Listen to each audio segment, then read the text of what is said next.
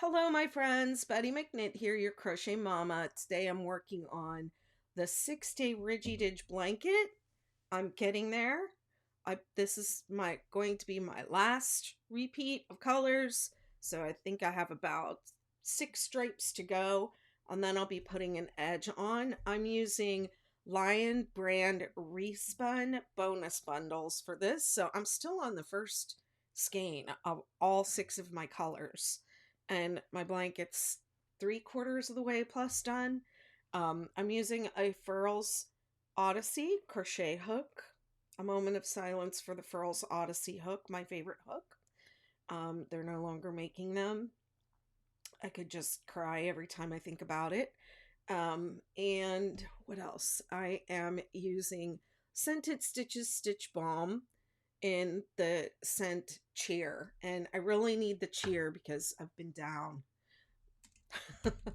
Well, let me try not to bring everybody else down, okay? How about that? How about that? All right. TikTok, I'm putting you up overhead so you can see me crochet. Nobody really cares to look at my face. So I must still have that filter on because it's not letting me zoom in. So let me just get rid of this. How are you doing, Andrew? Andrew has been bitten by the 6-day bug, y'all.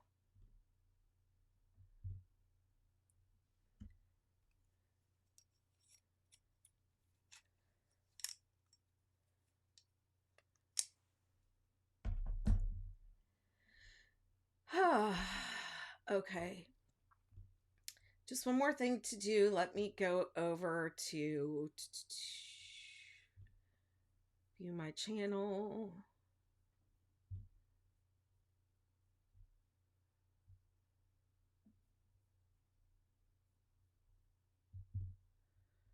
Oh, this says with guest Pam Grice Crochetpreneur. That's not accurate. Let me see if I can remove that.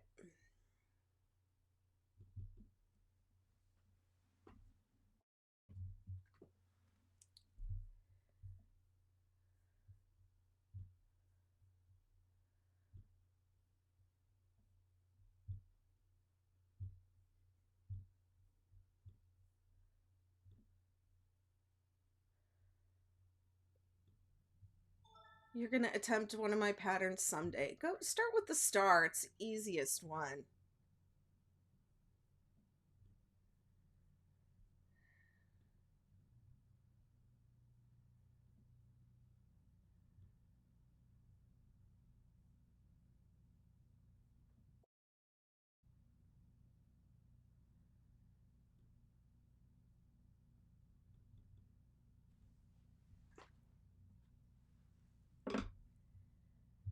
Okay, I did not know I could correct those titles in progress. All right, TikTok, I'm back. Thank you. Y'all are so patient.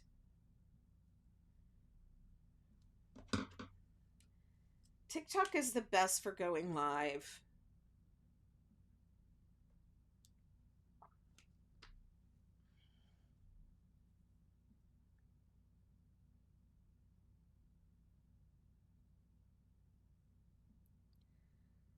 It's the most fun, I think. Let me plug this in too so it doesn't die. All right, I'm all ready now. Man, I haven't done dishcloths in a long time.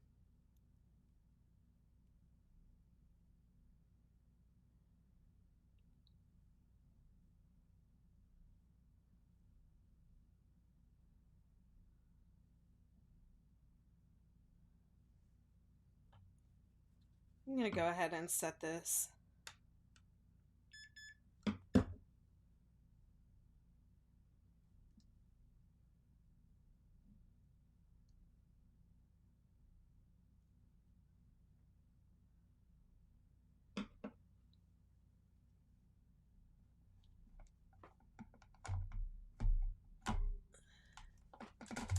Oops. Took a bunch of pictures. There we go. That's better.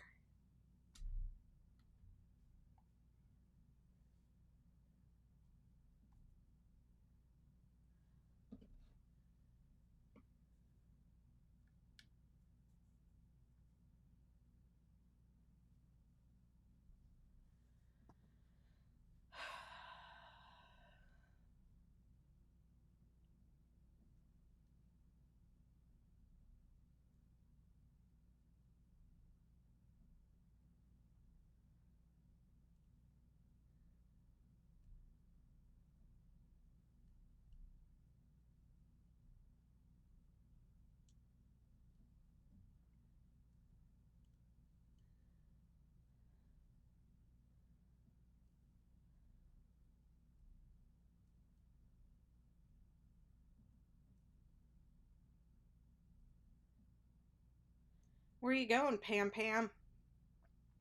You have a 4-hour drive?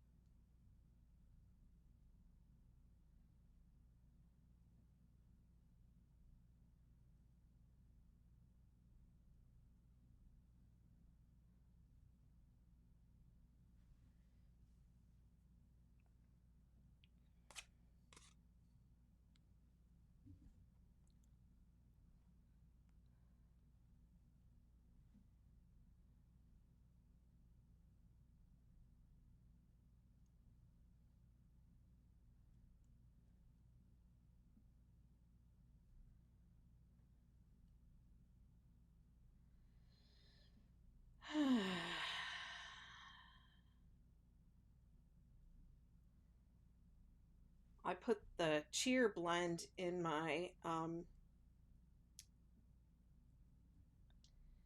diffuser too, so I could maybe stop being so grumpy.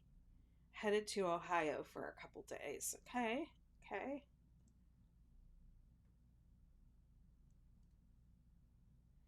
I grew up in Western PA. My mom and my sisters are all still there. All my nieces and nephews.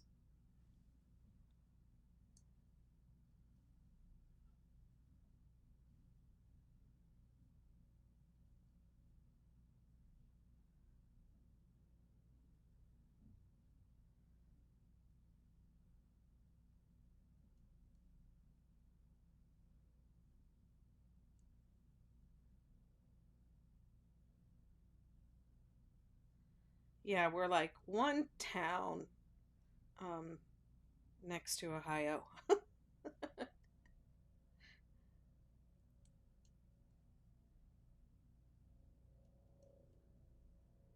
It's 9 hours from here, though. 9.5, even.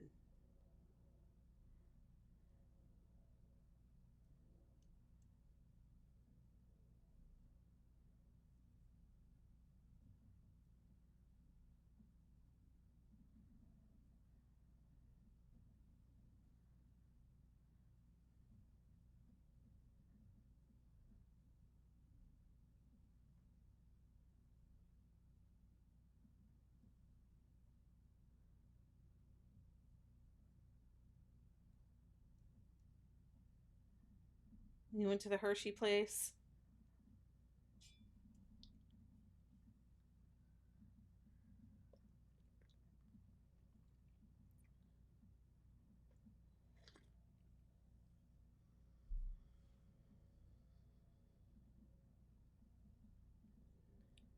Is that where you're from?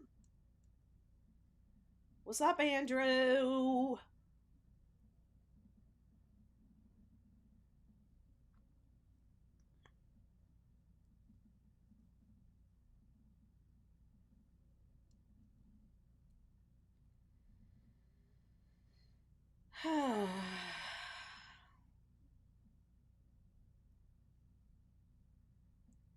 Between Ohio and Kentucky as the Hershey Museum. Okay. Kentucky's so pretty. I drove through Kentucky last year, um, from southern Ohio. Okay. Yeah, I grew up in western PA near Youngstown.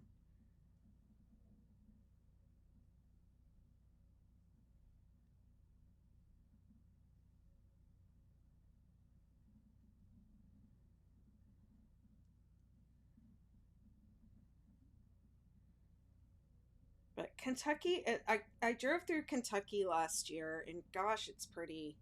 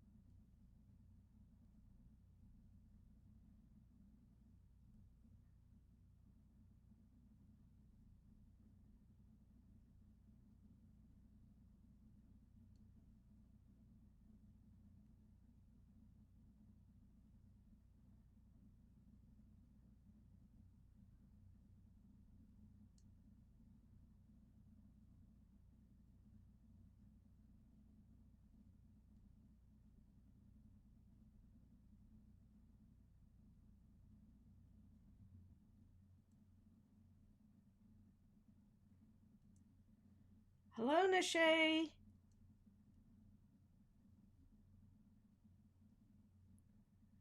Where are my YouTubers at today? Anybody over here? There's three people. Oh, TikTok. I just saw your comments, Andrew. TikTok kicked me out and won't let me back on. Okay. Working on a turtle this morning, then finishing the skirt today. All right.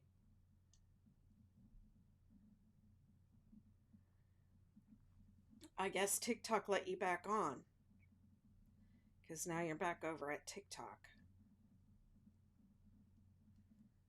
I wonder why it didn't notify me that there. Now I hear it. Hey, Sherry. Sherry says, "What are you working on?" I'm doing the reading shawl. I'm doing the 6-day Ridgy Didge.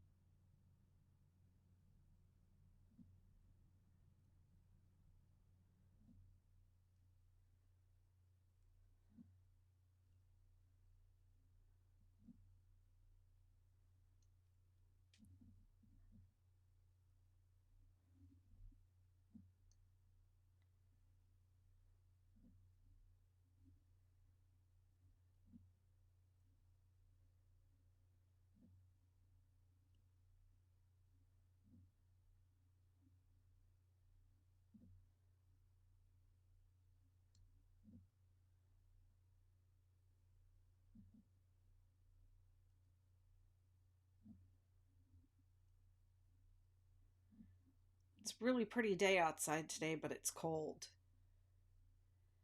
How's everyone doing with weather?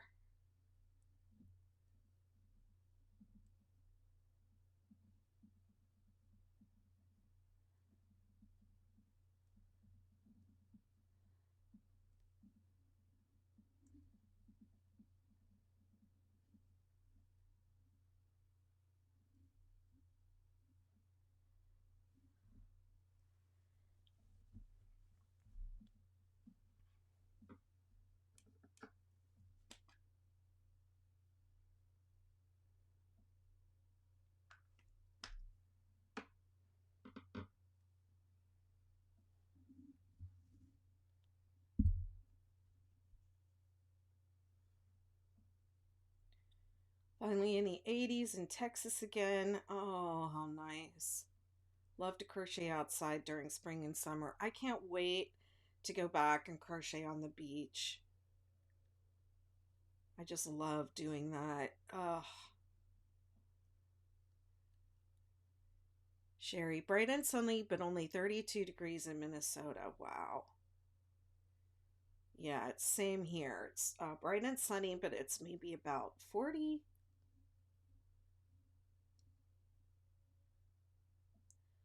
Oh, this is Stitch Balm.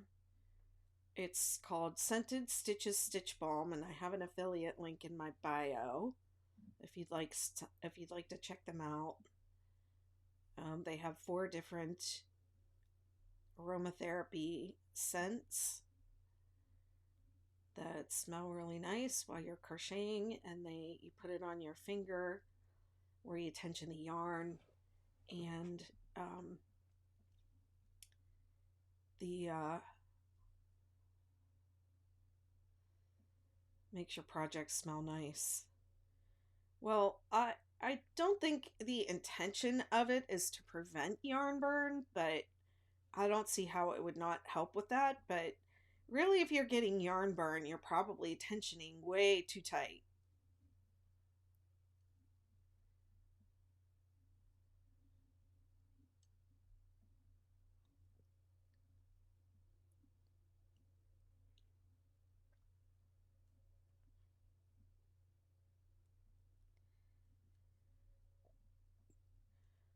Well, it's not good for your body. It's not good for I tension like this, which also isn't good. I should really work on that habit of loosening up that finger. Anytime you're in pain when you're crocheting, something needs to be addressed. Oh,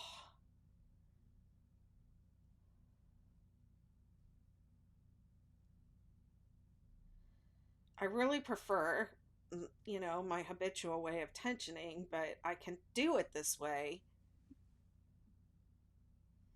I just revert back to the other way all the time without thinking about it. But how long have you been crocheting, Lenora?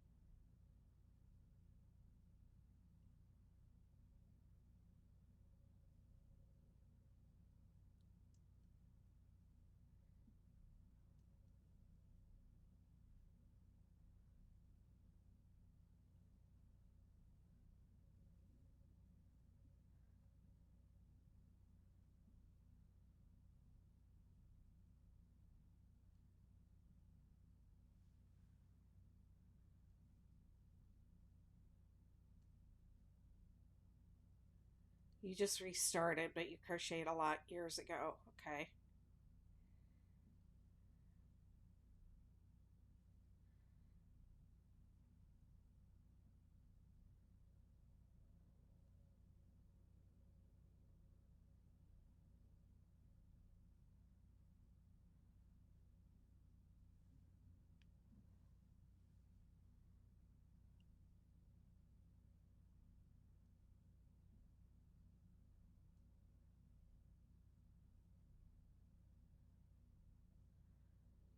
I've been crocheting for a year and half, and I can only crochet with yarn around my index. Well, I mean, you can do anything you want. I mean, I don't like doing this, but I prefer to just hold it like that. But if it's to protect your body, I crochet every day, and it's my business. So I look for ways to protect my body.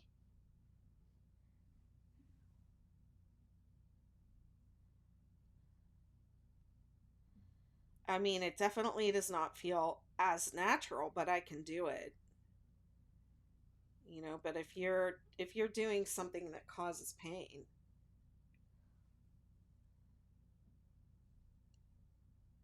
I remember getting yarn, but years ago too. I've always had too much tension. Yeah.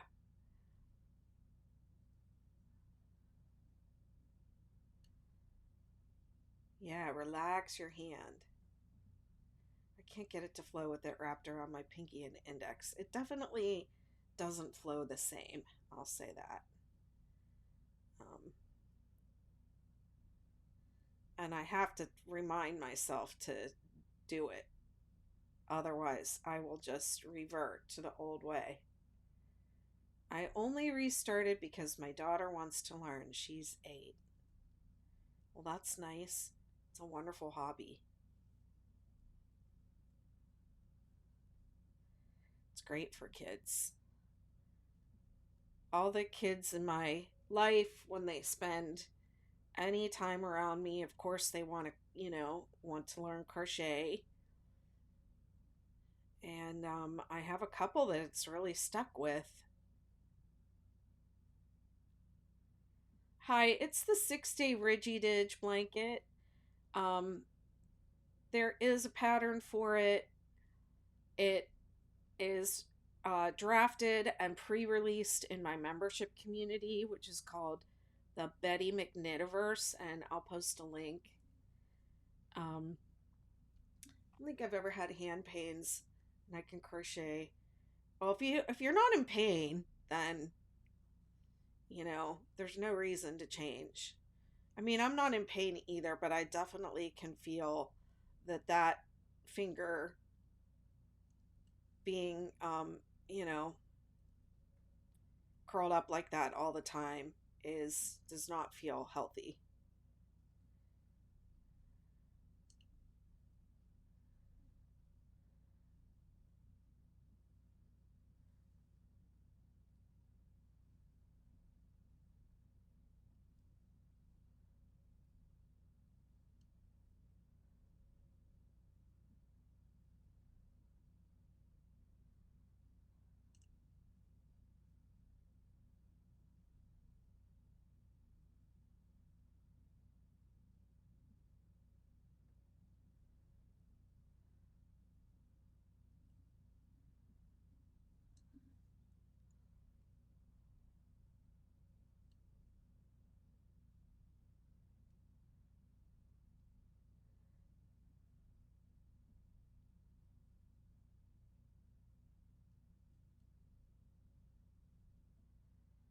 I mean, I get what you're saying if it ain't broke, but what about if it does break? you know? So I don't know. A lot of the somatic tips that I give are preventative. They're meant to prevent future pain and injury. So I think you said you've only been crocheting for a year and a half.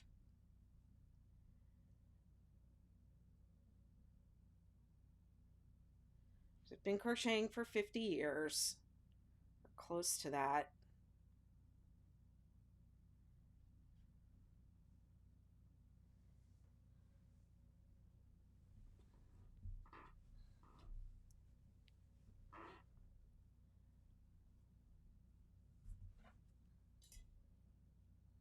Guess it just depends on how long you want to keep crocheting.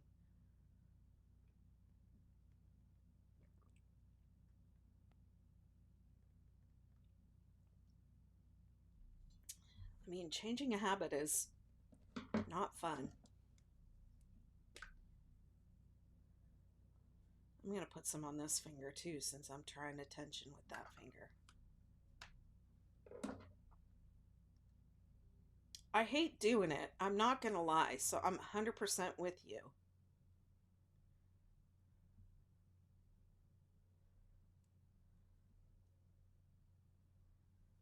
It's definitely slowing me down. But I feel like I'm going to get used to it.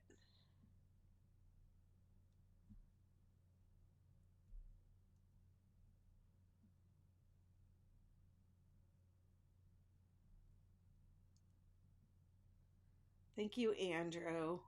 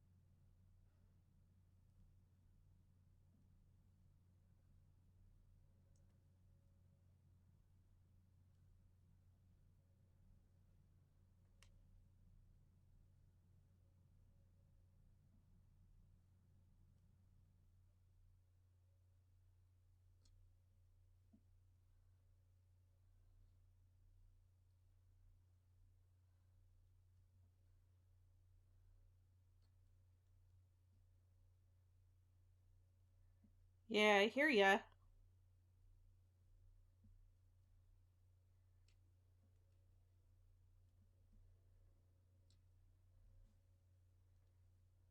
I mean, thankfully, I'm not having any problems myself, but I do a lot of self care too.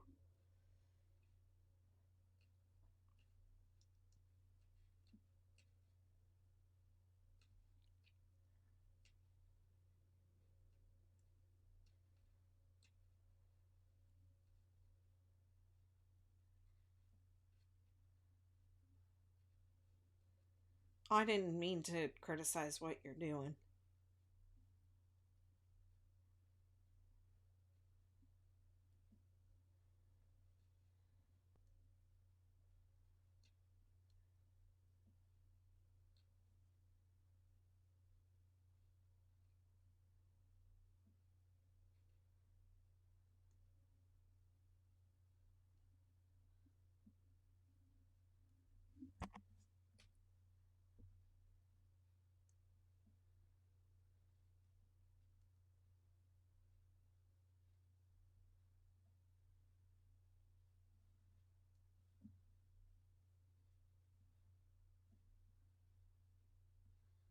I love row 3 and how fast it works up because you get to work into the spaces.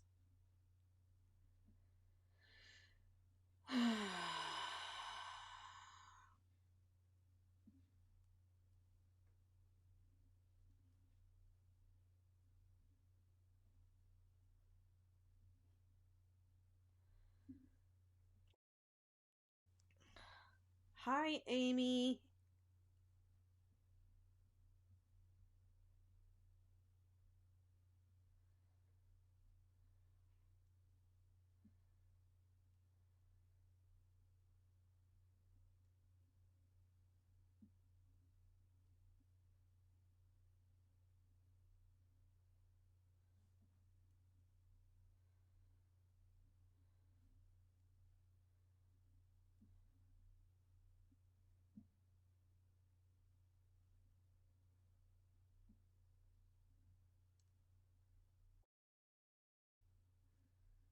Yep, Andrew's here, and Andrew's also on TikTok.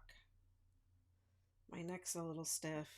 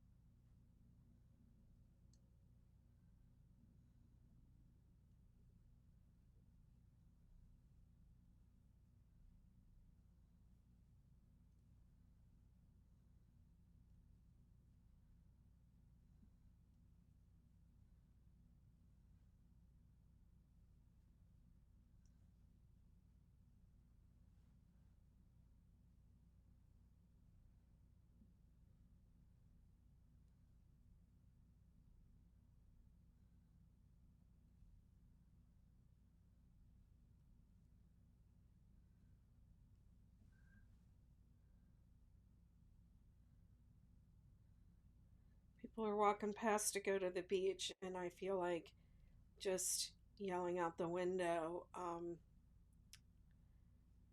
don't bother.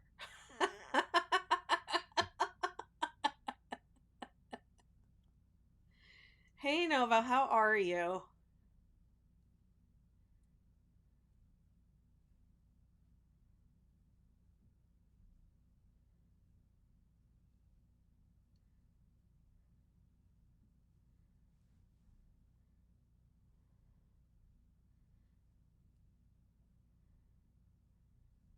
Hi, see then K. I think is how you pronounce your name. Um, what brand hook are you using? I'm using the Furls Odyssey, and they stopped making them.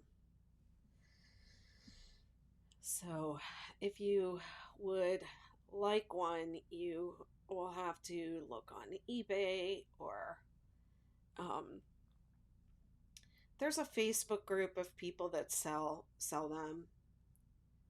I know, right?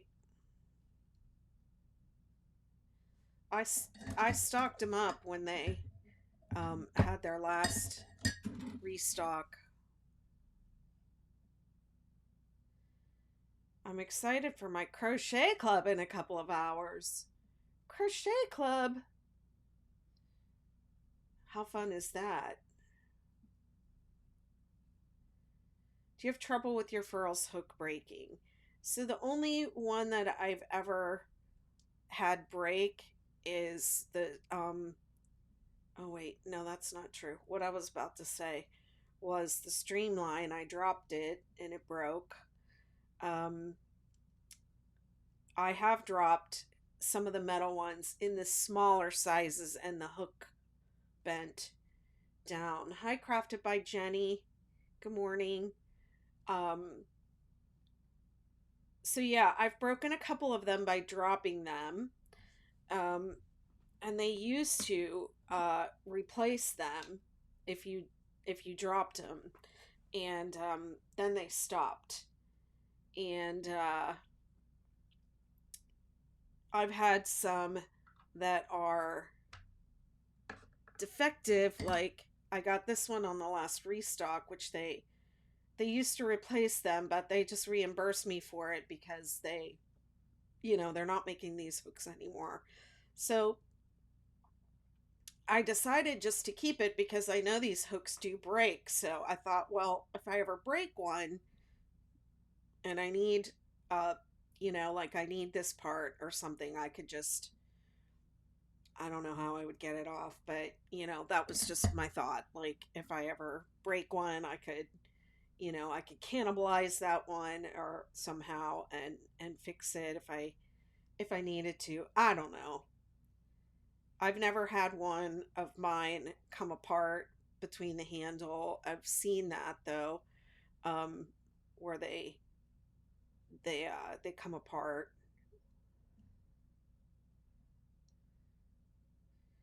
Are those hooks? No, they are tapered.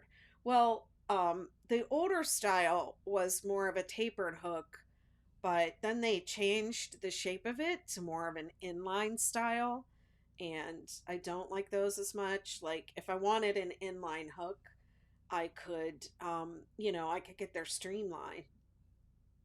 That's the whole point of the streamline. So yeah, I prefer a tapered hook, but I still use them. I use all of them, the old style, the really old style, the original style. I don't know.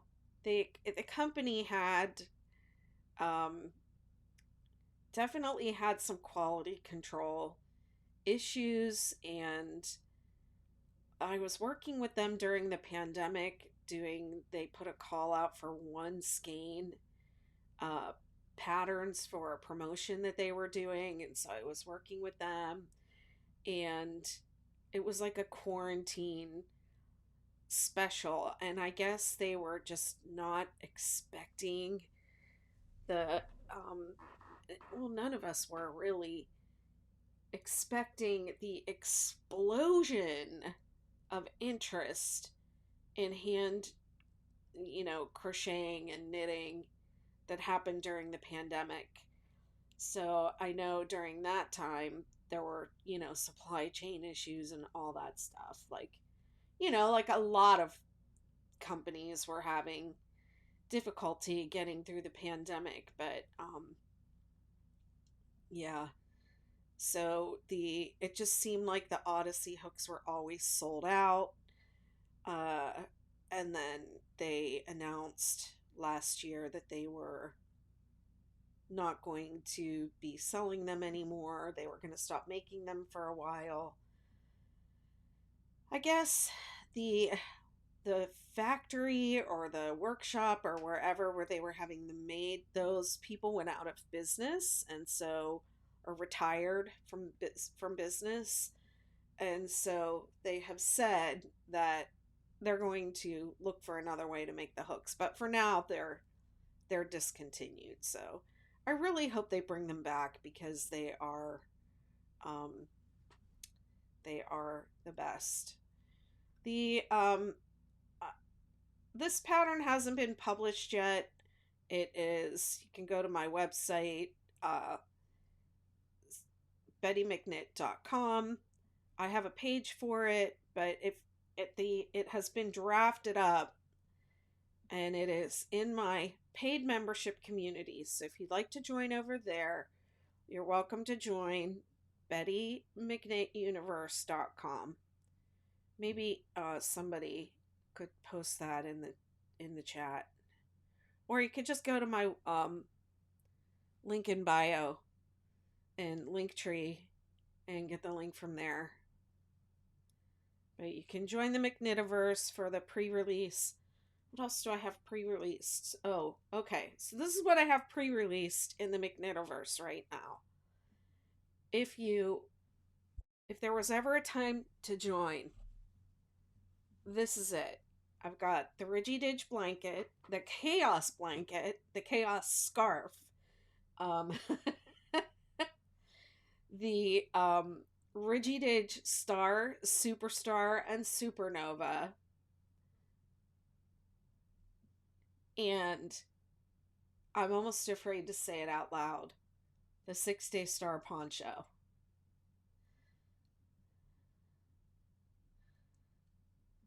Which a couple people have already made. And then the other night in my design call, I do a design workshop call. Like, I don't know. I don't do anything on a regular basis, but I did a design workshop call and I worked out the Superstar poncho. So, star ponchos are coming. I'll get those bad boys up and posted, um, you know, while we're young. While we're still young here. Takes me forever to do stuff, let me tell you.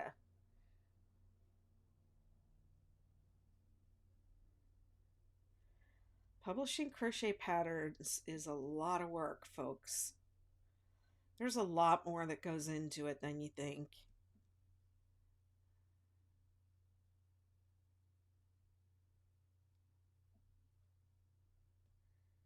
Crafted by Jenny says I'm crocheting a butterfly. Oh, that's nice.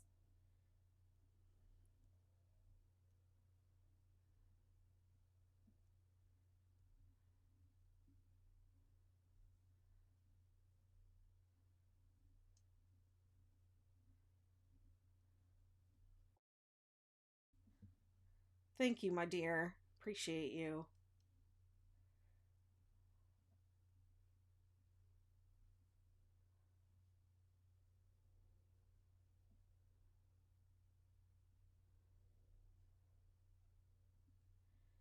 And the McKnitiverse is such a nice community. There's none of the negativity there.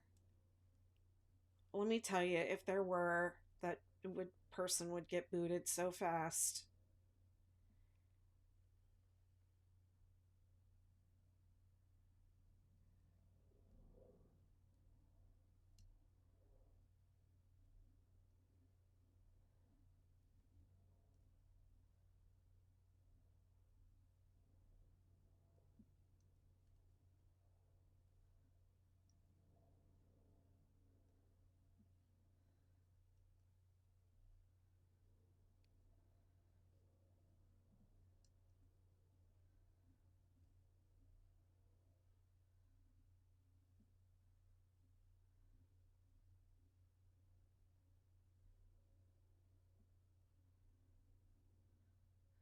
Uh-huh, I went back to doing that.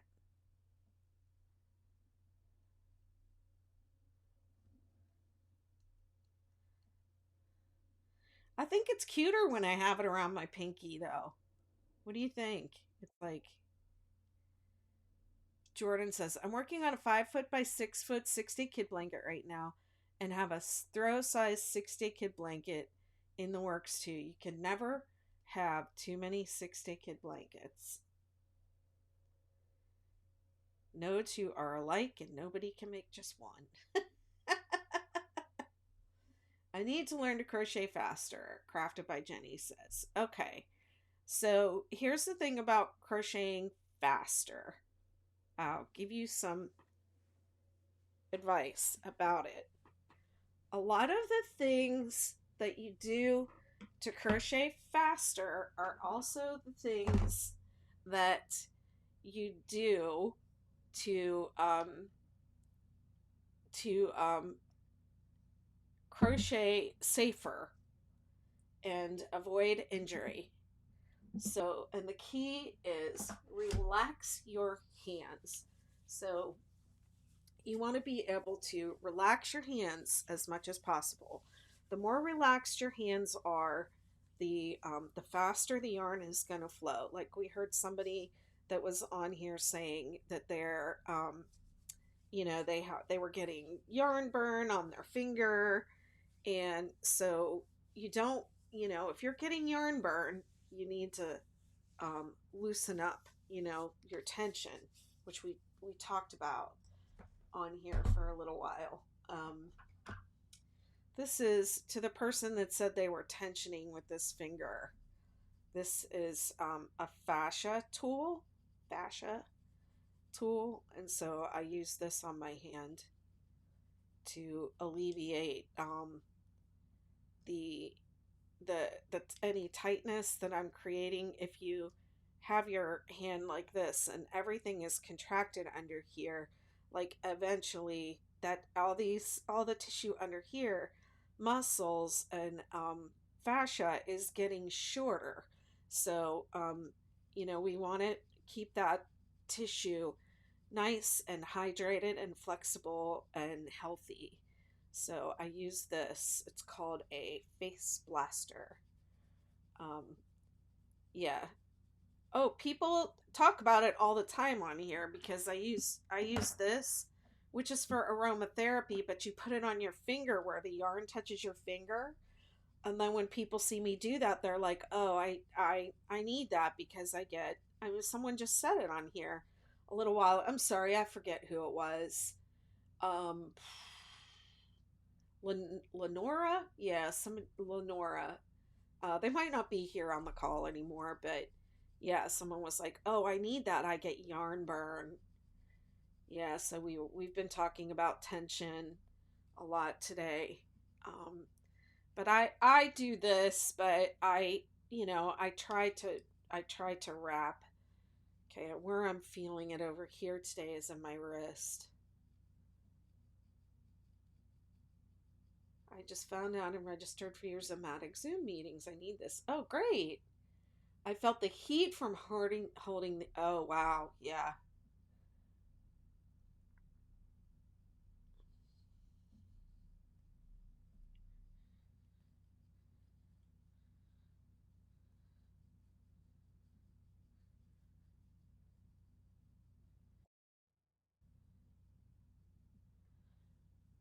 It's the first time you ever heard the term yarn burn? Oh, yeah.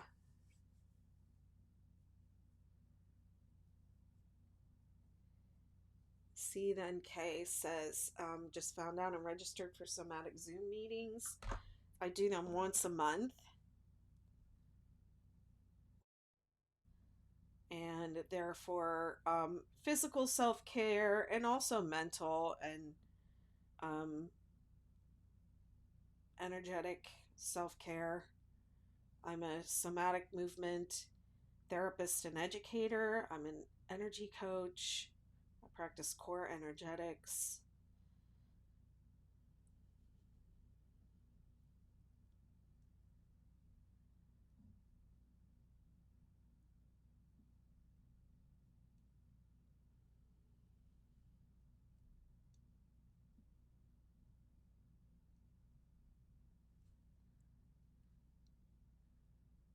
Take a moment for you. My the yarn is So I have all the details of what I'm working on in the poll, but I don't think it says the colors. The name of the colors are Fjord, Amber, Dark Denim, Sahara, Heliotrope, and Cranberry.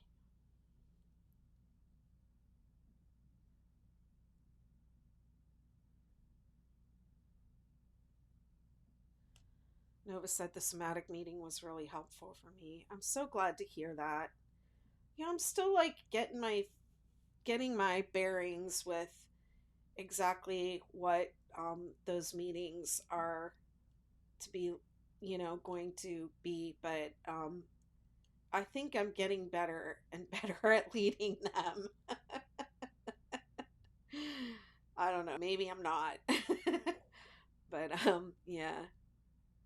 My first either superstar or supernova. Can't remember now which one. For my coworker for our Secret Santa exchange last year. It was fun. I think I've done 4 other 6-day kid, but wow.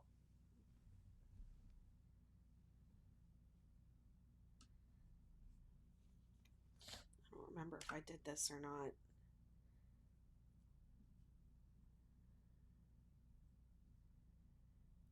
Mostly I like this for the aromatherapy of, working on it.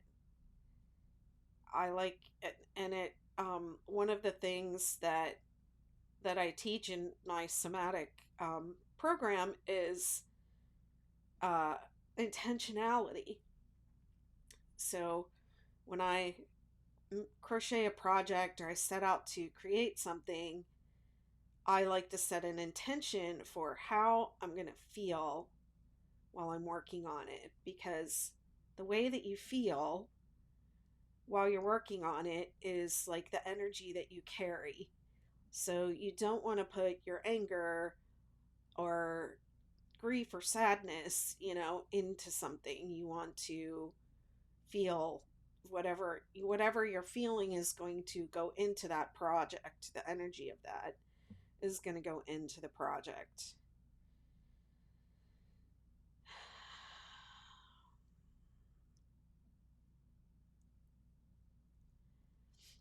So having the aromatherapy, it helps for me to like develop and set and keep an intention. So when I started working on this blanket, and anyone who's watched all of these lives has probably heard me say this literally 20 times, but I chose the colors that I felt excited about. There was no rhyme or reason in terms of like this color goes with that color or what they look like on the color wheel. It was I had ordered a sampling of 11 of the colors from the website. I only ordered the colors that interested me on the website. I didn't order like black or white or, any colors that I thought, meh, I don't really care for that. Um, so I ordered 11 colors that interested me, and then I swatched up some of them, and I chose the ones that I felt excited about. Like I literally looked at the skein of yarn and looked at the color and felt like how it made me feel. So the ones that I felt excited about, I used, and that there were 6 of them. And I had actually even said the number I don't want is 6. I want 5 or 7, but I don't want 6. And I ended up with 6. And I made it work. But yeah, so the colors excited me, and then I chose out of the 4 scents. I thought, well, if I'm excited, cheer sounds like you know, a good scent to use. Out of the 4 scents are power, confidence, calm, and cheer. So I thought, well, I'm excited about the colors, so I'll use cheer.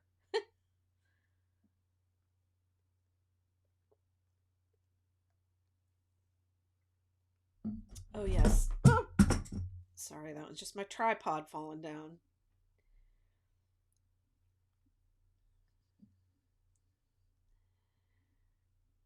Thank you. The colors aren't really actually accurate on TikTok. They're not accurate on YouTube either, but they're more accurate over on YouTube than they are on TikTok. Like this color that I'm working with right now is blue. Love that you center your joy. Yes, that's exactly it. That is exactly what I want to like help people do through somatic crochet is to get more get maximum enjoyment out of their craft.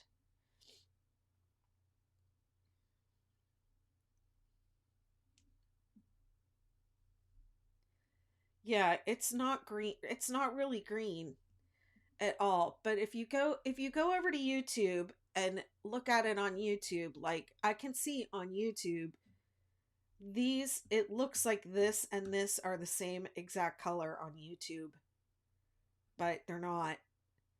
Oh, over on TikTok, this one looks blue and this one looks green, but this is really more blue.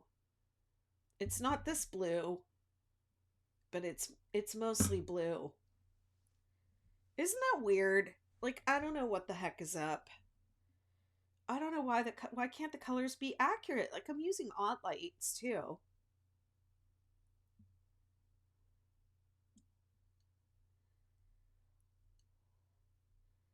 Yeah, so the like intention of this blanket was just honestly to make a sample for me to photograph and for my pattern, make a beautiful blanket, that'll inspire people to make the project. But it's mainly for photography for my um for my pattern. I don't have anyone in particular in mind to give it to or anything like that. Um and I'm probably not going to be able to give this one away cuz I'll need it as a sample.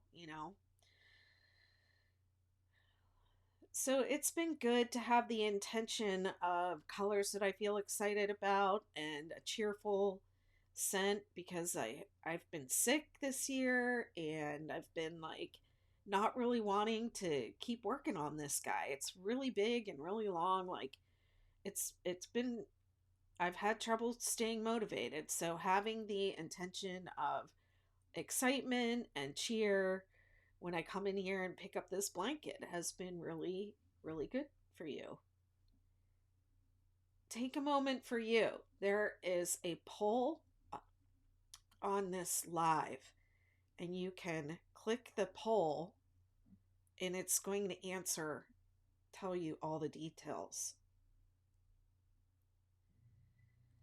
Pacific Allison. It's recycled yarn. It's made from recycled materials. So I think if I had used, and people ask me right away, is it splitty? Is it splitty? It's a little splitty, but I got used to it. But I what hook am I using with this? I'm using an I. I kind of wish I had used an H. I feel like that would have made it a little less splitty, but it just took a little getting used to and adjusting.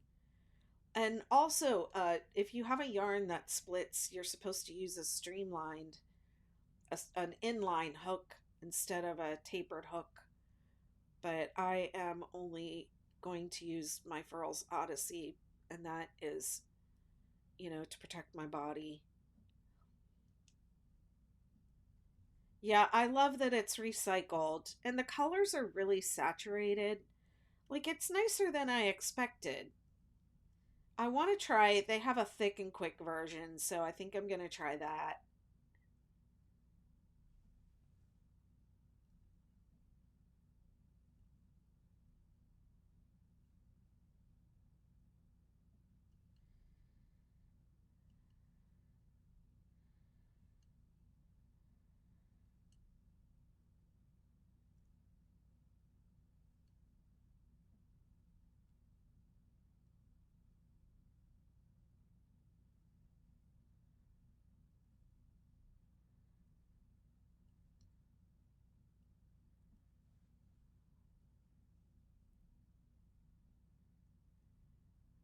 I mean, I love the idea of it being recycled.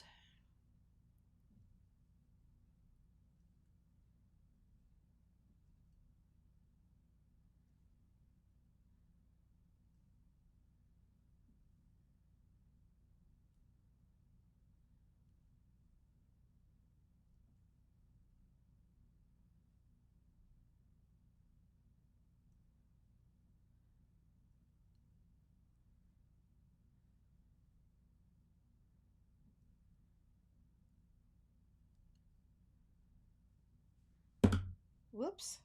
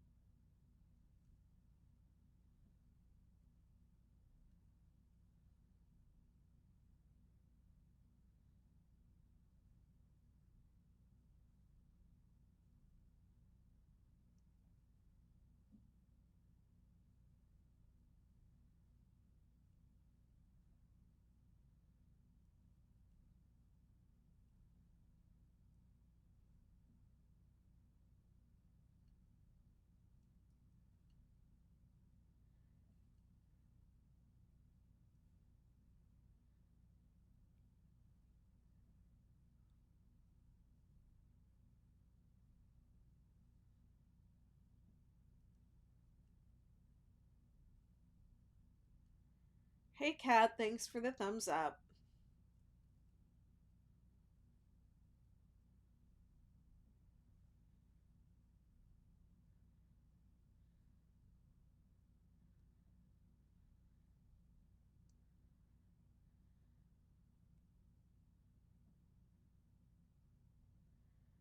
How long have I been working on? Oh, for goodness, way too long.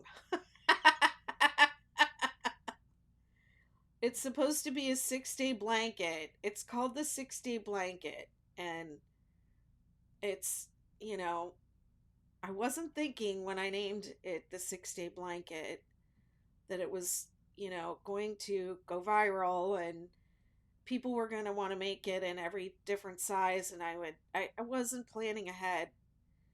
I didn't even really, at the time, I was like, why am I publishing this? It's weird. But Ravelry was new, and I was like, this is what people do, I guess. And so this is what I'm going to do. This is not where I ended, though. I think I started right here. So I worked on this on a on a live the other day. So not all of this made it to YouTube or whatever. So 1, 2, 3, 4, 5, 6, 7, 8, 9, 10, 11, 12, 13, 14, 15, 16. This is my 17th day on the 6-day blanket. So whenever y'all are like, it took me a lot longer than 6 days. Yep. You're not alone, kids. You're not alone.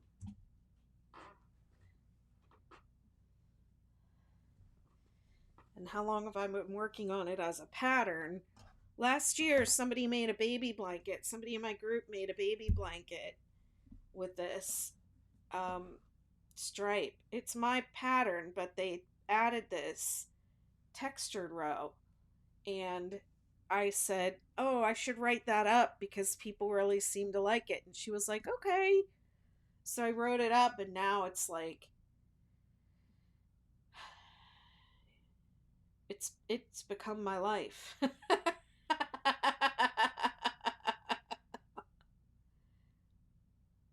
That would take Andrew a year. Aw, come on now.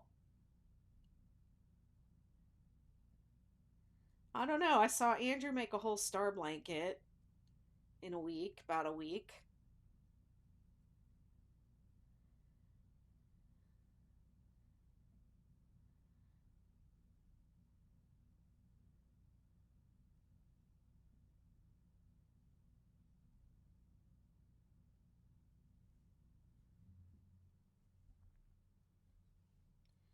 I mean, it's already published as a baby blanket, but the way I publish my baby blanket patterns is like this. That is, I give you a specific yarn and weight and size and repeats, and that's it. You don't get upsize information. It's the larger, quote unquote adult size patterns that have the resize info in them.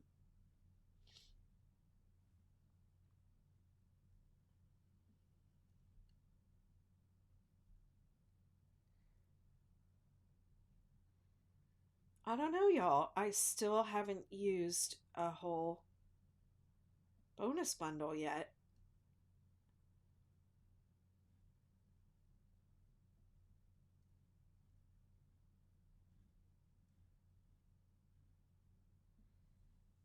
Oh, wait, did I do this?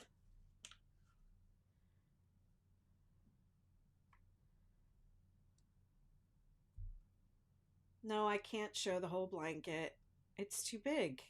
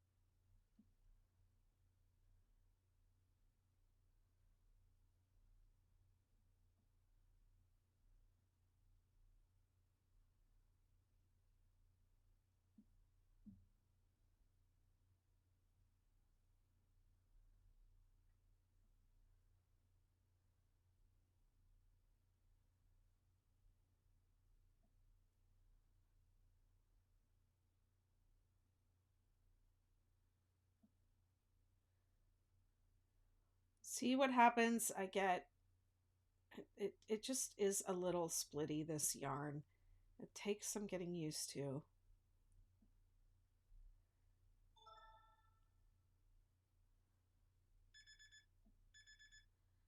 All right.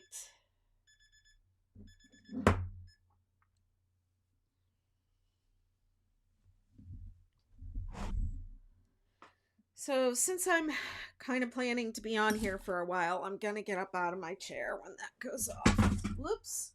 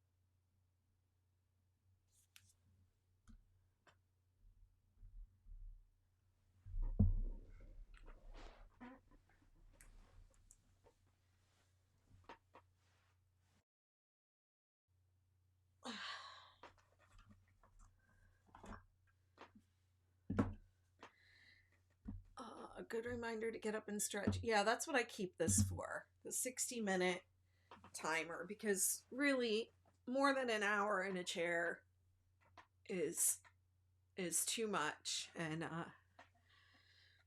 I don't know how long I usually stay on for about 2 hours, and then so sometimes I don't set the timer.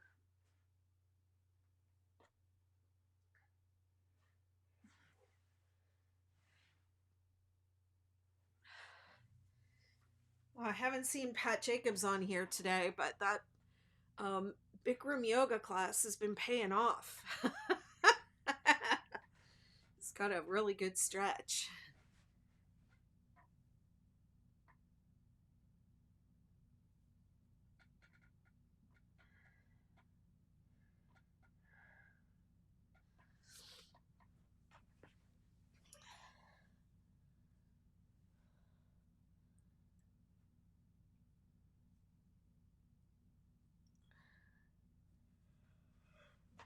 Oh, how am I doing on coffee? Okay, I'm still good.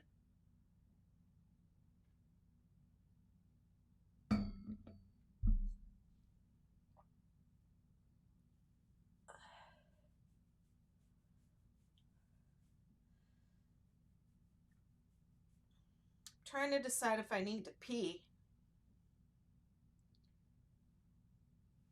Might as well since I'm up.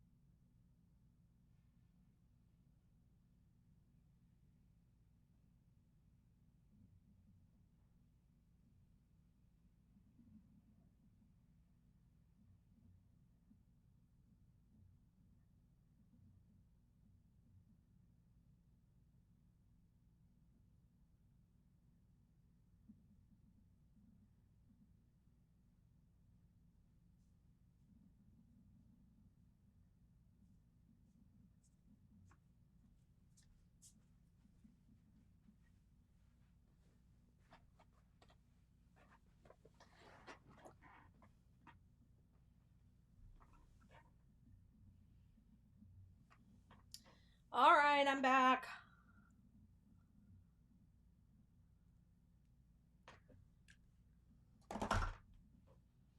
Did everyone stretch?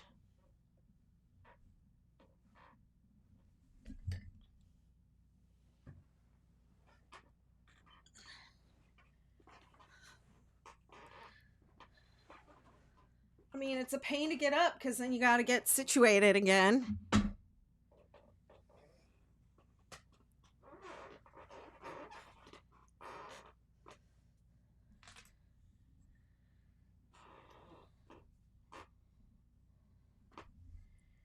And this is a big blanket.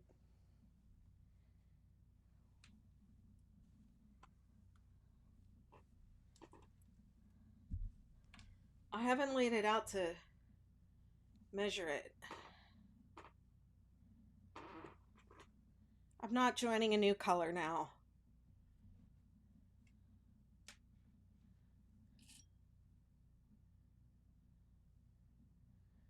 I just got up to take a break.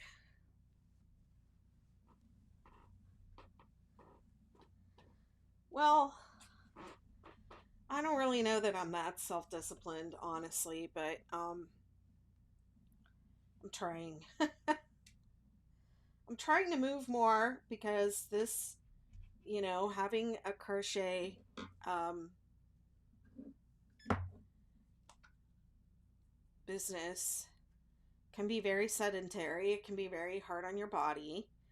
But I came into somatics through dance, and dance is um, similar to crochet, even more that as a dancer, you need your body to do, to do the thing. You need your body as a dancer. If your body breaks, you can't work.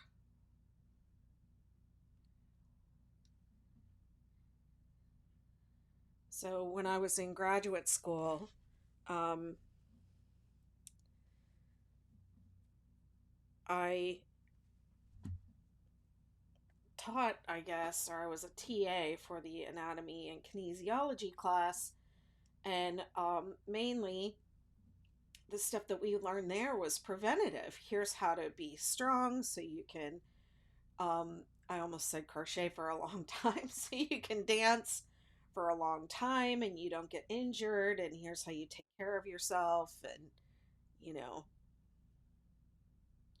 all those things.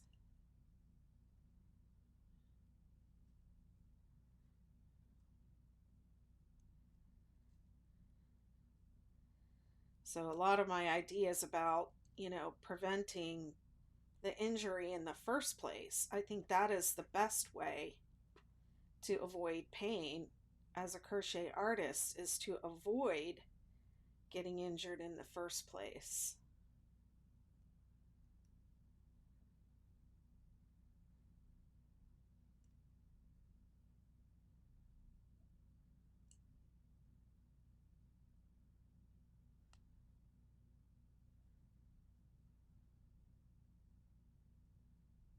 Hi, thanks for following.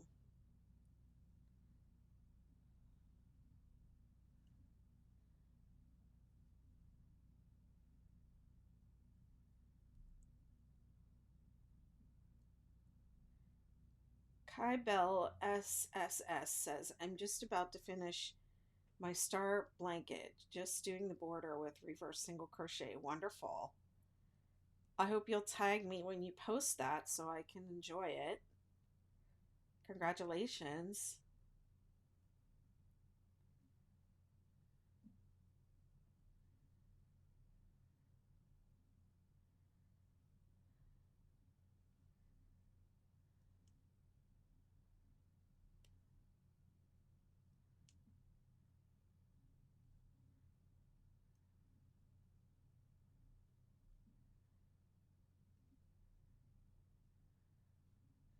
Hi, sweet drops.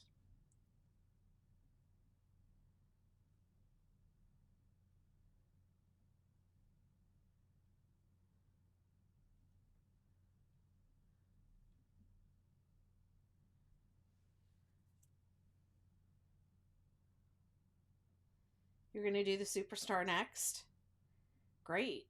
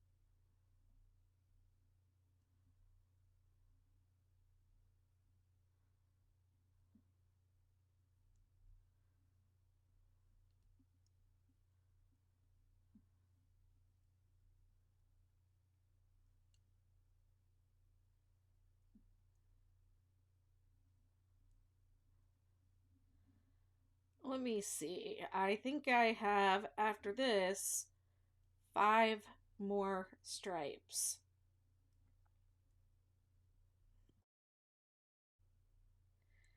Y'all don't forget to hydrate, says Andrew.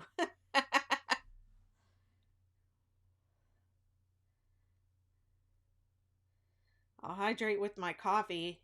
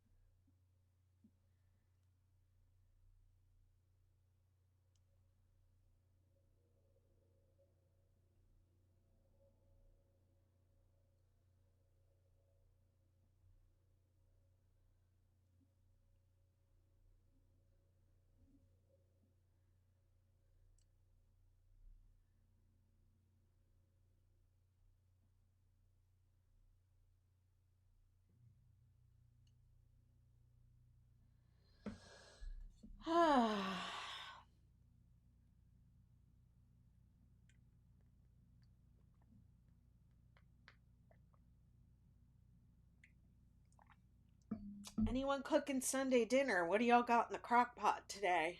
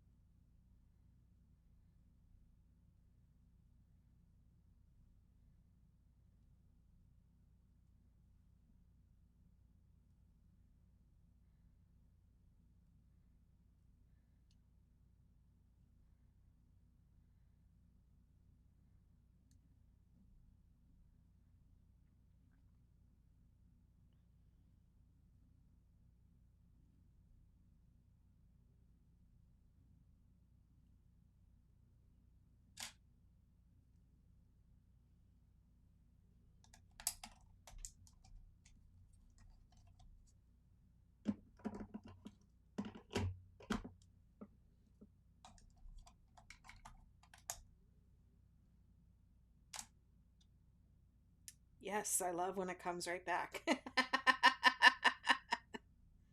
That's awesome.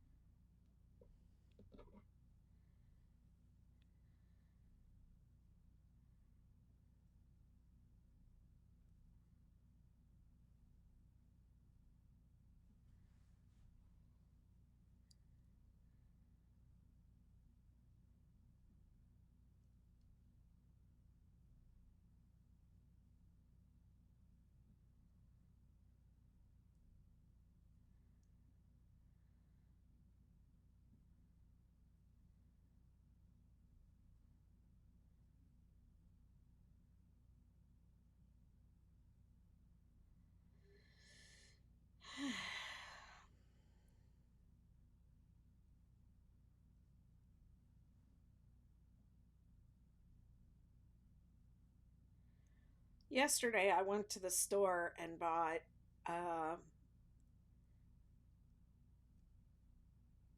a pre-made rotisserie chicken, pre-made 8 piece of fried chicken, like $10 worth of pre-made chicken wings, so that I wouldn't have to cook for a couple days.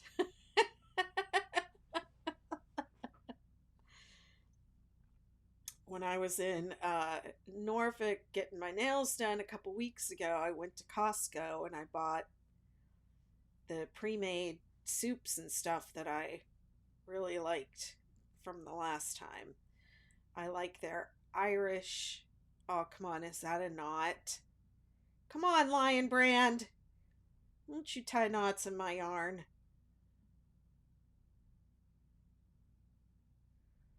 So, this is the kind of knot that I think is really not good to have in your work, because if that comes undone, then there is nothing.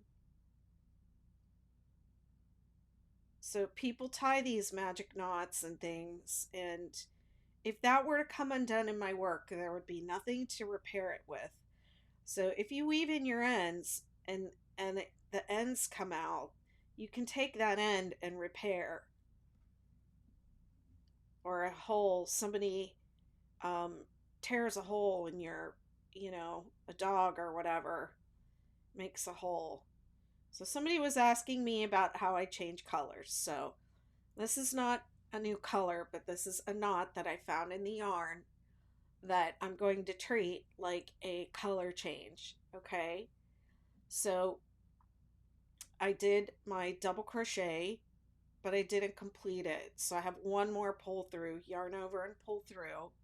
So I'm going to take my new yarn and pull through the last pull through of that stitch.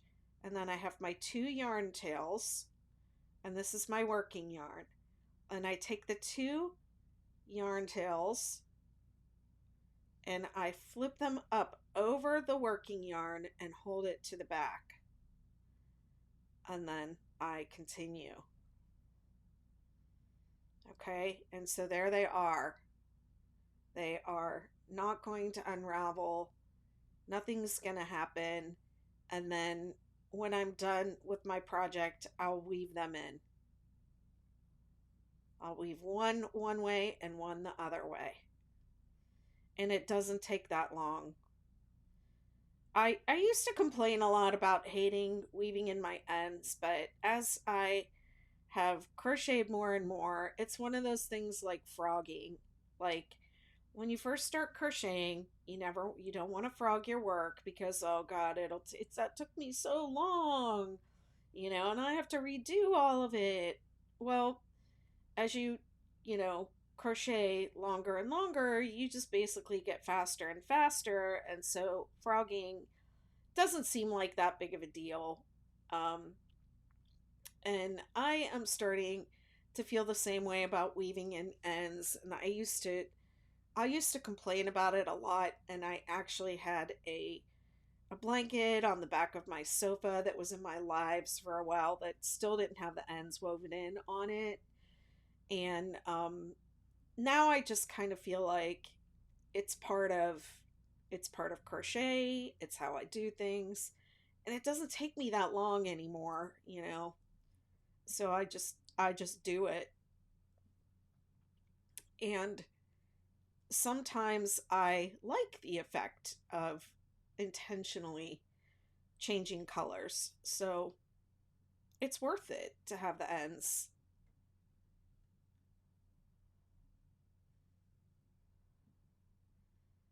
I want those color changes, so I'm going to have to deal with the ends. It's just the way it is. It just comes with the territory, you know? So I don't know. I don't know if I would ever just like not take on a project because I didn't like, if I really liked it and wanted to do it, I would just do it and deal with the ends. It's just part of it. I don't know what I'm trying to say.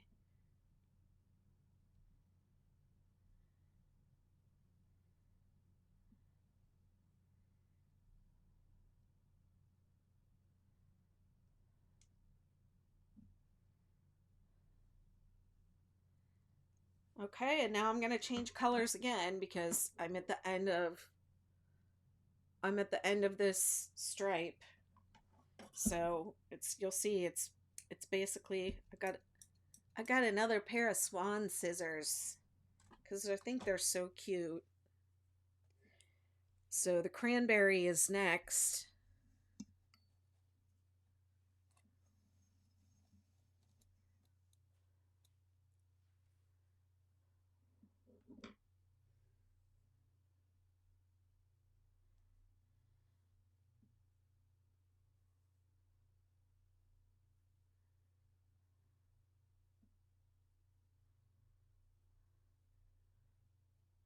So it's the same thing. I pull it through the last yarn over and pull through of the last stitch of the row. I take the two tails and I flip them up over the working yarn and hold it to the back. And then I start my next row. And so on the ends, what I'll do is I'm going to work an edge down here. So I will put the cranberry thread this way and the Fjord thread that way.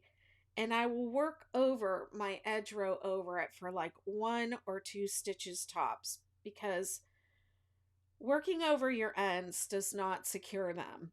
So I just do it for 1 or 2 stitches just to get them going in the direction of their buddies. Okay, so I'm going to weave this back into the blue, and I'm going to weave this back into the, I don't, this color is like peach to me. It is not, I don't know what kind of cranberry is this color. So I don't like calling it cranberry. Okay, so I just get it going in that direction. I complete my entire border, and then when I'm done, I'll weave these ends in. I'll weave this into the cranberry section, and I'll weave this into the Fjord, and then same here. This one will go here, and this one will go here, and I'll work the edge over it, just like 1 or 2 stitches in each direction, and then I'll leave it hang until I'm all the way done, and then I'll weave everything in. So I always leave like 4 to 6 inches of yarn to weave in. And I do end up cutting a lot of that off, but it's easier to get the needle in and work with it and do what you want with it with a little extra. Then I had somebody recently say their blanket came undone in their star blanket, and I said, "Well, did you do magic loop? Because I told you in the pattern not to."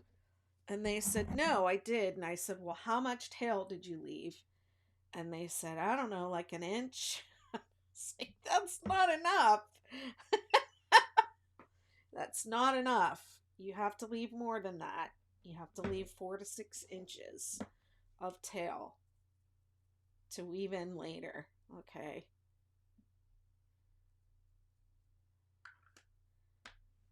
Listen to your crochet mama.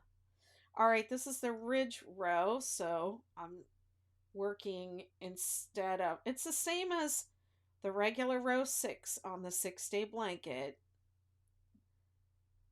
Okay, but instead of doing double crochet, we're doing front post double crochet.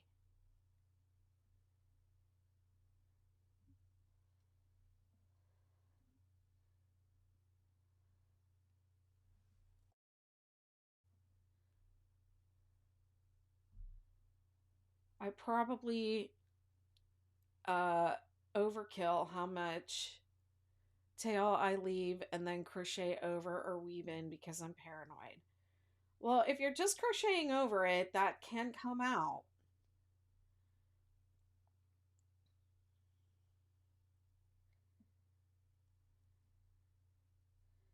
So what you want to do when you weave in an end is you want to make sure that that end changes directions. Okay, so if you just crochet over it, it just went in one direction. But like, okay, so let's just go back for a sec.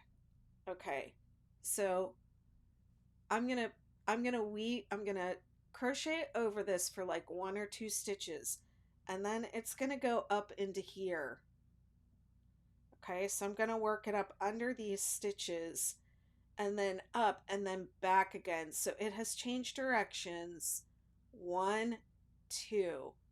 Well, actually three. It's going this way, and this way. All right. That's how, when this gets stretched and pulled, have you ever had like an end that you wove in? And let's just say I wove it in like that, or just worked over it. Let's just say I worked over it. Okay. And I worked over this much, and then I cut it. And then somebody used it and it stretched like that. And then, did you see what happened? Now the end is going to pop out. It's going to slide out of the last stitch that it was in, and it's going to pop out. So have you seen your edges, your ends pop out? That's why. So if I went like this and then this, and it stretches, it's not as likely to pop out, okay? Because it's going in different directions. They'll still pop out a little bit, but if you're only weaving in one direction, then your tails can come out. These are just things you learn over time too, what works for you and what doesn't. And people who say things like, I've never had one come undone, unless you keep every single thing that you make, which most of us don't keep anything that we make, you don't really know if something came undone or not. I had a project once, and it wasn't a granny square, but it was a modular project. Like,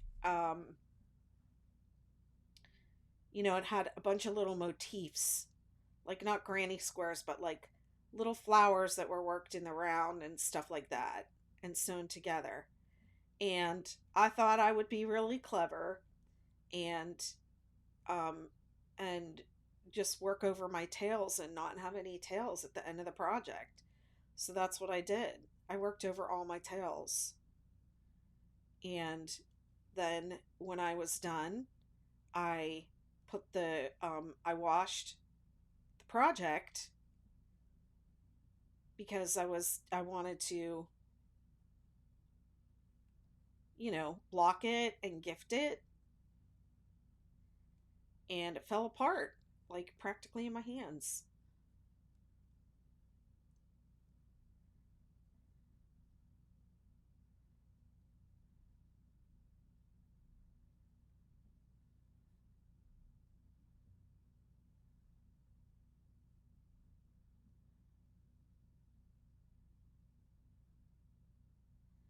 Well, here's that color change from the previous row. Let me see, where do I want it to go? I think I want it to go down.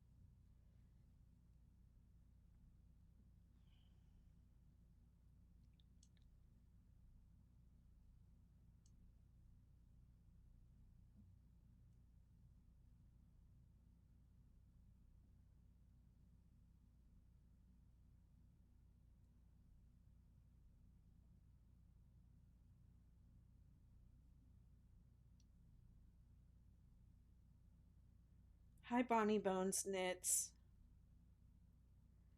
It's Lion Brand Respun.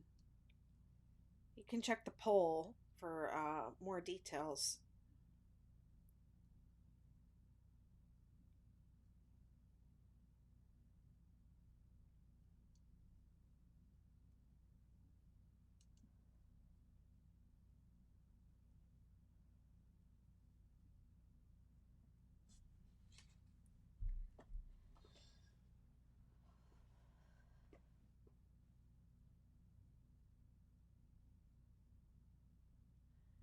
I'm not really sure why, but the colors are not accurate on TikTok. They're more accurate on YouTube, but they're not accurate over there either.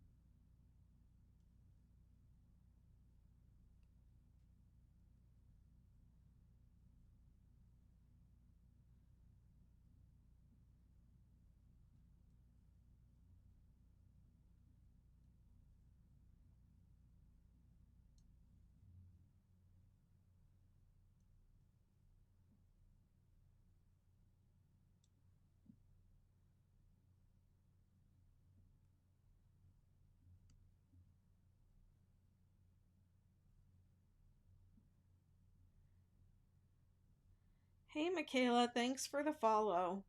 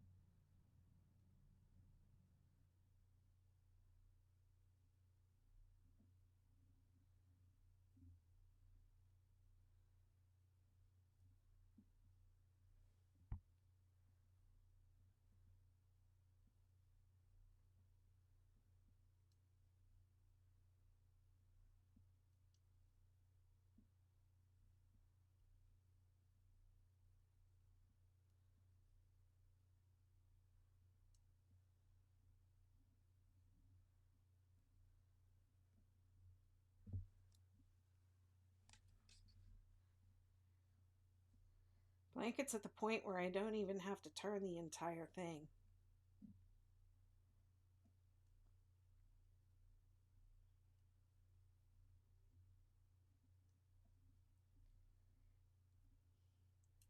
I can just turn the top of it.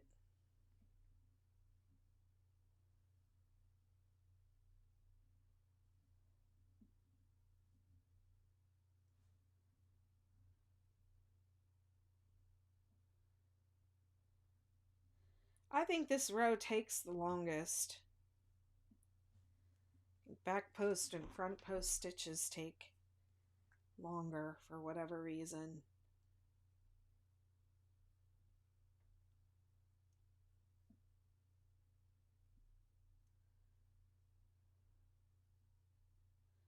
Hi, thanks for the follow.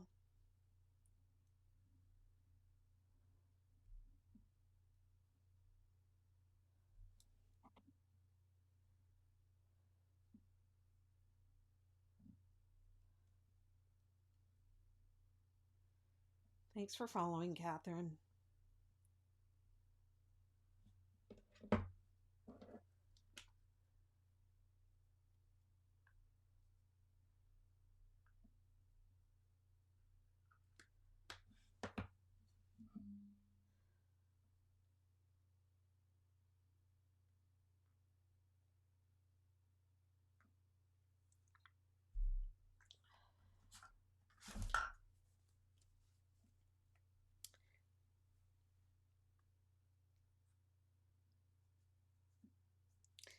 I use these wherever I have pain also.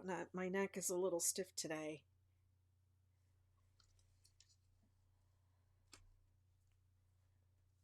I probably just slept on it weird, and also I've been sleeping in my chair, been falling asleep in my chair. I think I'm at that age where I'm allowed to do that and just sleep in my chair. Do you mean this? This is aromatherapy stitch balm.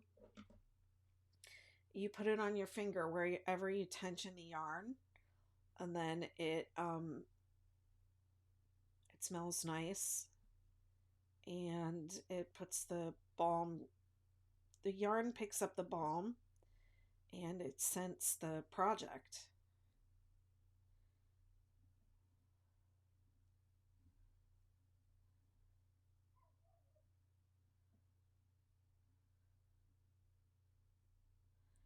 Well, that's why I have this stitch marker here to remind myself to apply it in the middle of the project, because I was only doing it at the ends and I was forgetting to do it in the middle. There's that dog barking again.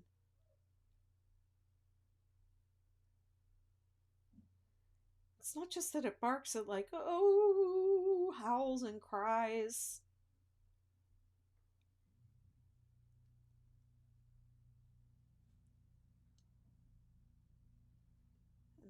And they don't care how their neighbors feel about it.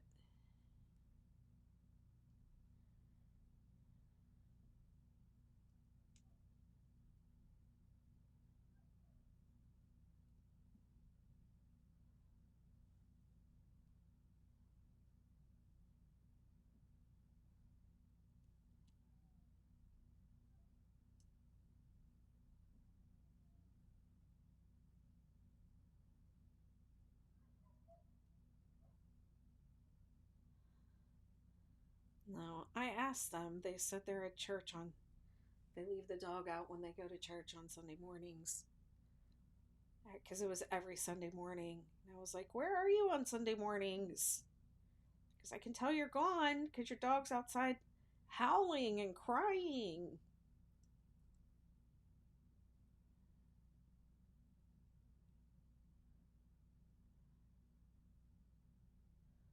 He's preaching.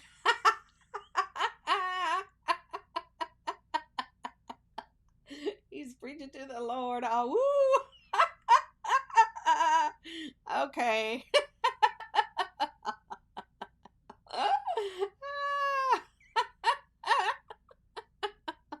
That is the best. All right. Now I got a way to laugh about it. Thank you so much. I needed that. I'm like, how can I just not be mad about this? Because obviously they don't care. I've said something to them. They don't care. And they're not going to change. And, you know, who am I going to call? What am I going to do? Make a noise complaint? I mean, I'm sure the dog is just being dramatic. Like, I'm sure it's fine. I just don't like listening to it.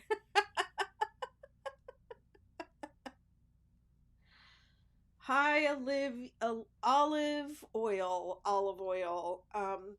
So, oh my gosh, you are funny. Nope, that was good. That was perfect. Now I can just call that up every time I hear that dog bark it. I could be like, he's preaching to the Lord. That's hilarious. Um, olive oil, this is a variation of the 6-day kid blanket. So you can get the 6-day kid blanket on free on my site. This particular stripe is called the Ridgy Didge, 6-day Ridgy Didge blanket, and I haven't published this version yet because this is me working up the sample to photograph it for the pattern. But it's pre-released. The draft release is um, in my membership community, the Betty McKnitiverse. So it's BettyMcKnitUniverse.com. Catherine, I totally get you because I crack myself up sometimes too. The stuff that I say to myself, but yeah, me, myself, and I.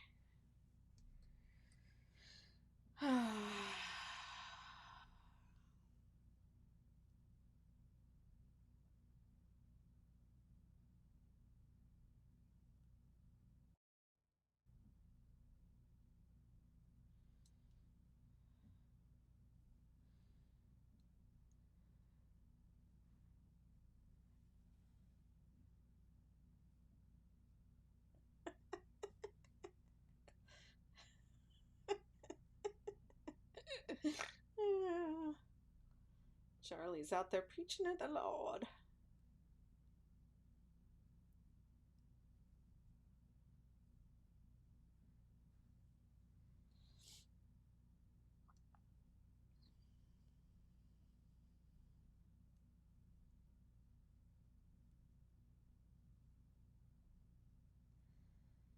How sometimes you just have people in your life that you're like, just let them be on their journey and I'll be on my journey. But like their journey is very loud.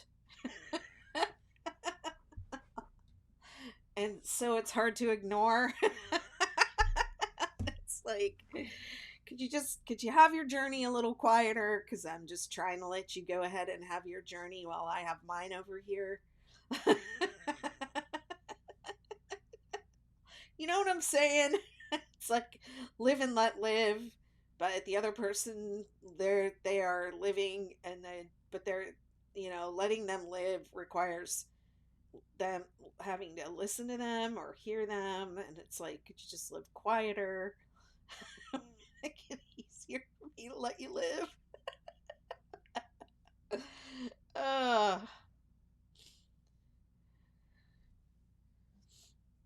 yeah, I'll probably write that one down so I can remember that.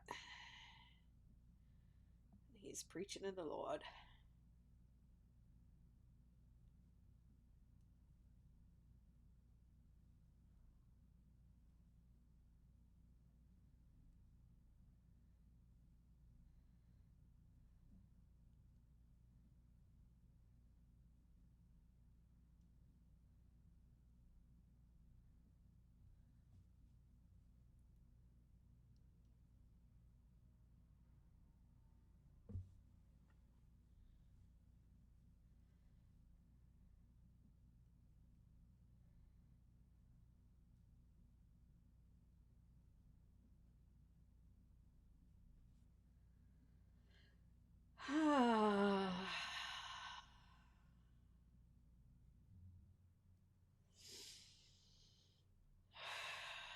Remember to breathe, Betty.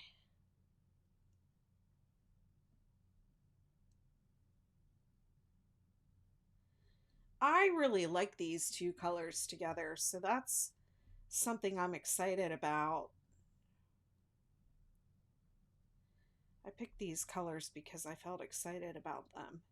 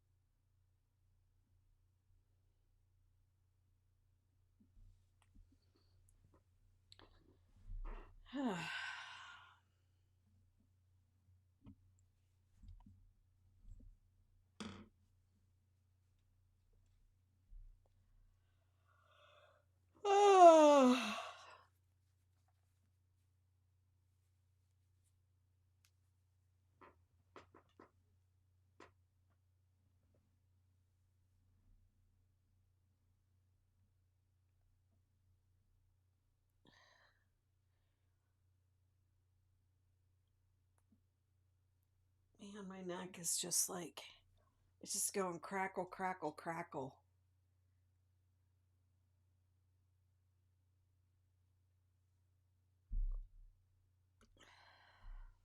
Oh, thank you.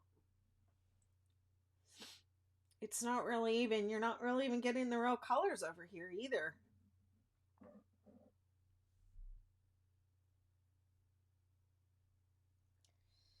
Because they're just not accurate on TikTok. Like this is more of like a brick orange.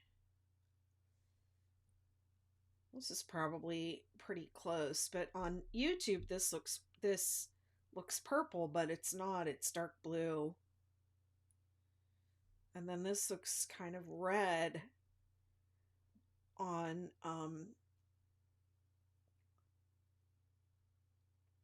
YouTube, and it looks orange on TikTok. Where can we get some of those cool mugs? BettyMcKnitShop.com. Thank you, Andrew. Andrew, have I sent you a mug yet?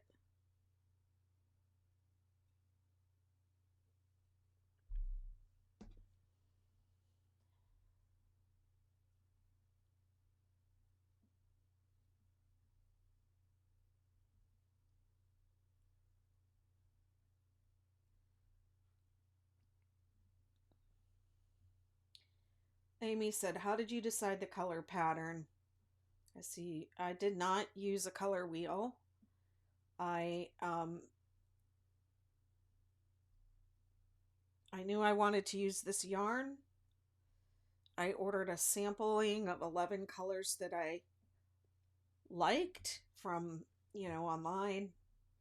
When it got here, I swatched them up and I chose the ones that I felt excited about. And then I put them on order on a live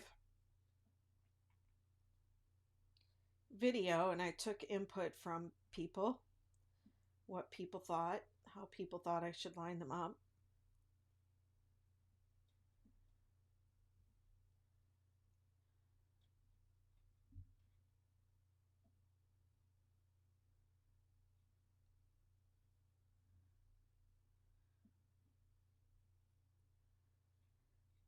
I think that it is good to know color theory, and it's good to know like which colors, quote unquote go together. But I personally think that um people worry way too much about which colors, their colorways, which colors go with what, and following theory to make their colors. And I'm not saying that there's anything bad about any of that. I think that's all good and that's important. Those are important things to know. But I also think that part of creativity is trying different things and seeing what works and doing things that you like and that make you happy and feel good. Maybe your colors are correct according to some color wheel, but how do they make you feel? Are you bored? You know? So I have, if you go to my page and look at my videos, I have a few videos of the chaos blanket that I'm also working on releasing. Hi, Milan.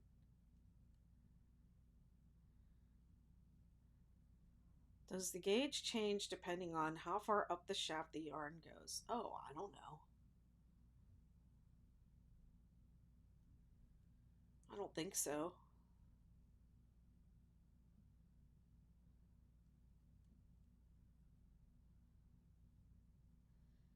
I'm working on a blanket for my Tia, and the yarn skeins side by side looked questionable. But as I've been making it, they work together so well. Yeah, sometimes I put colors together that don't quote unquote go together. So I will purposely do that, or I'll take two different um, skeins of cake yarn or multiple skeins of cake yarn and put them together in the same project that don't appear to go together at all, but you know, I'll just do it just to prove a point.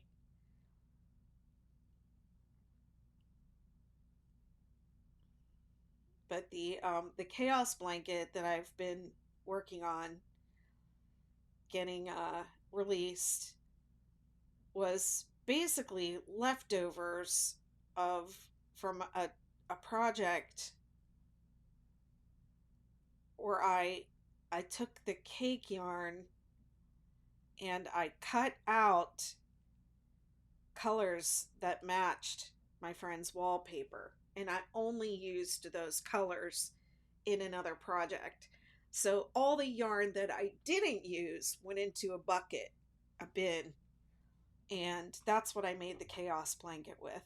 Was all the stuff I didn't put in my friend's blanket. Hi, the Dainty Hook says hi. Hi, Dainty Hook. Um, so that I called that an up yours colorway because the colors don't go together. They're all the rejects from something else, and so I posted that. And what's the first thing everyone said? Oh, those colors. Oh my god, those colors. So I did it just to prove a point. You can put any colors together that you want. Nobody is stopping you. And a lot of people have said that they really like the colors that I used on this blanket, but one person was audacious enough to say that they thought the colors were atrocious and that I needed a color wheel. And they got muted.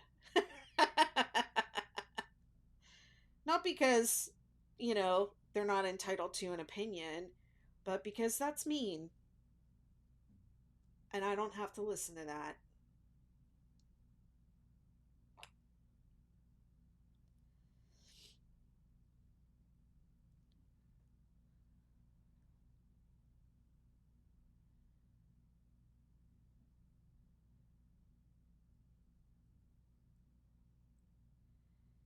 It's a jewel. I'm working on. It's supposed to be stained glass windows. Oh wow! It's a jewel tone rainbow. Nice. I'm doing a viral blanket, but rainbow colors with beige in between. That sounds nice.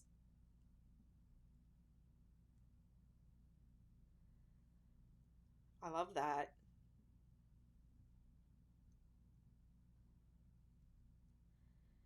I used to tell people not to use variegated yarn on the 6-day kid blanket, and then one day somebody posted a blanket with variegated yarn, and I was like, or I would tell them if they were going to use it on the double crochet rows and not the granny rows. And then somebody posted their blanket where they had used it on the granny rows or just one granny row, and I was like, okay, that looks beautiful. So I stopped telling people what to do and just started telling people to be creative. If you're not sure you're going to like it, work up a swatch, but even sometimes you can work up a swatch and not get the full effect. And there's also a moment with every blanket that I start out with the colors and I'm like, oh, this is not work. Like, there's always a moment where I think this really doesn't work. I should pull this out. And I just started ignoring those feelings because I usually end up liking it later. I usually set it aside and then come back to it and I'm like, okay, this is working, this is fine. I used variegated yarn on the first 4 row and solid on the last 2 of the 6-row repeat. Yeah, I bet it looks great. Yeah, so I used to say don't use variegated yarn, but I don't say that anymore because I've seen enough of it that it looks really nice. And the um, cake yarns look great. The self-striping yarns look great.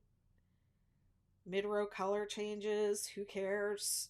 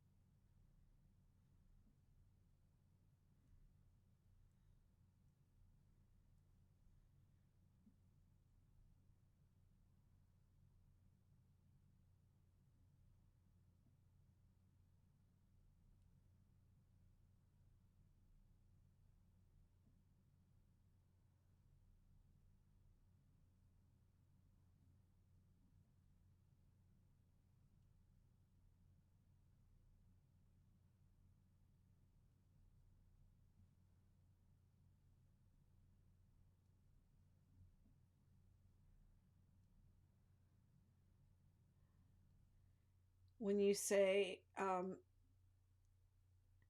6 days, what do you mean by that? Asking for a friend. Um, okay, so that's actually a really good question. The original 6 day blanket was toddler sized and it was made with chunky yarn.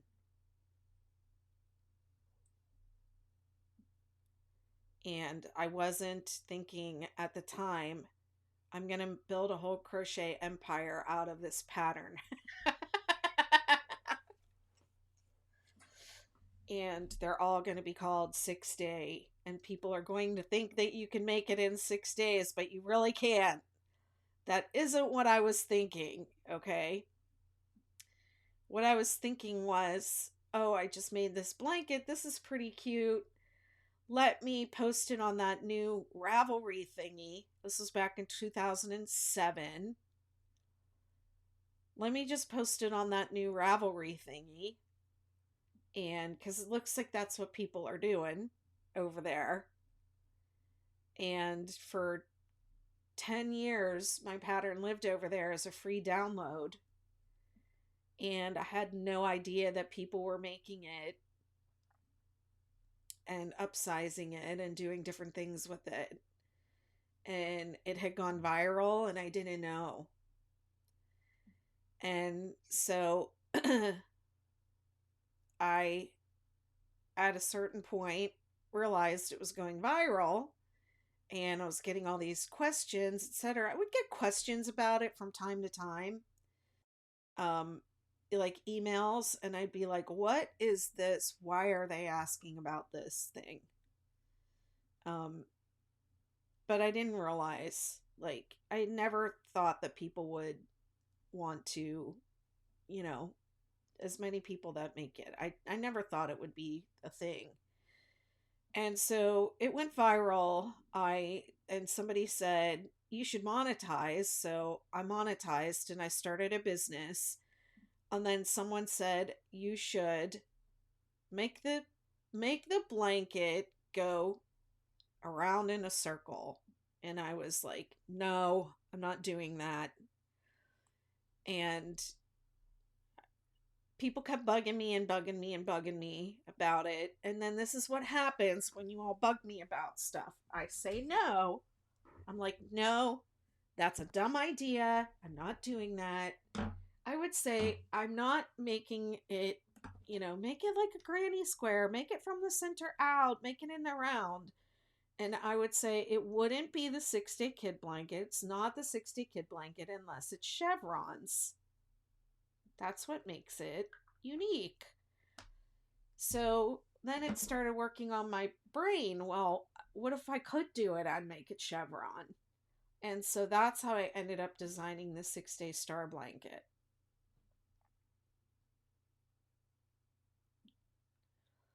So then I had the 6 day star the Superstar and the Supernova. I did the Star, and then I did the Superstar and Supernova. I was kind of, those were kind of like design trials that I, in trying to make the Star. And then I ended up just releasing the Star, and then I went back and did the Superstar and Supernova, and released those.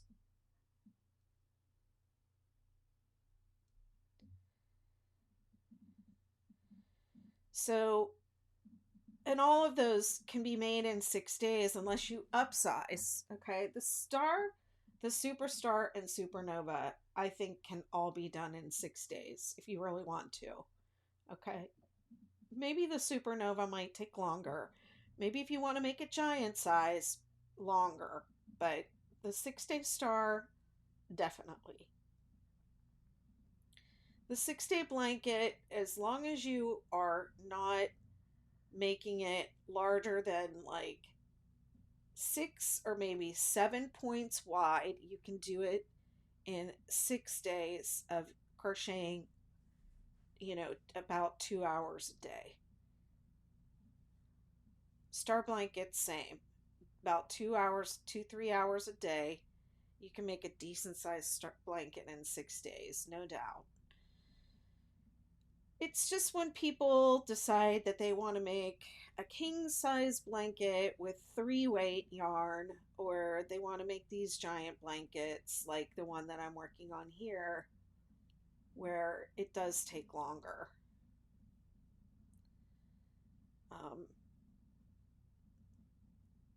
so because I use the same 6 rows, for like pretty much every project I design, um, someday I'm going to make different stuff. I'm not just only going to make 6 day stuff. When I get tired of doing 6 day stuff, I'll do something new, and maybe I'll call it the 7 day blanket.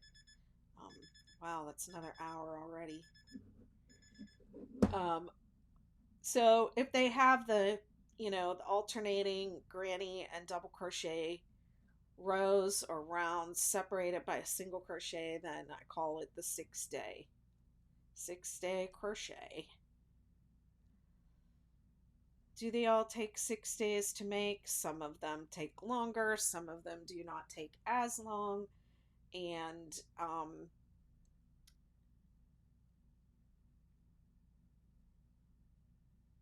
I forget. My timer went off. I should really put my work down.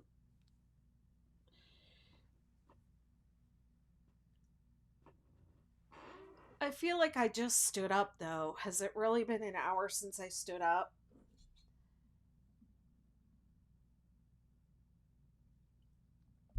It doesn't feel like it could have possibly been an hour, so. But I think it has. I'm going to make another cup of coffee.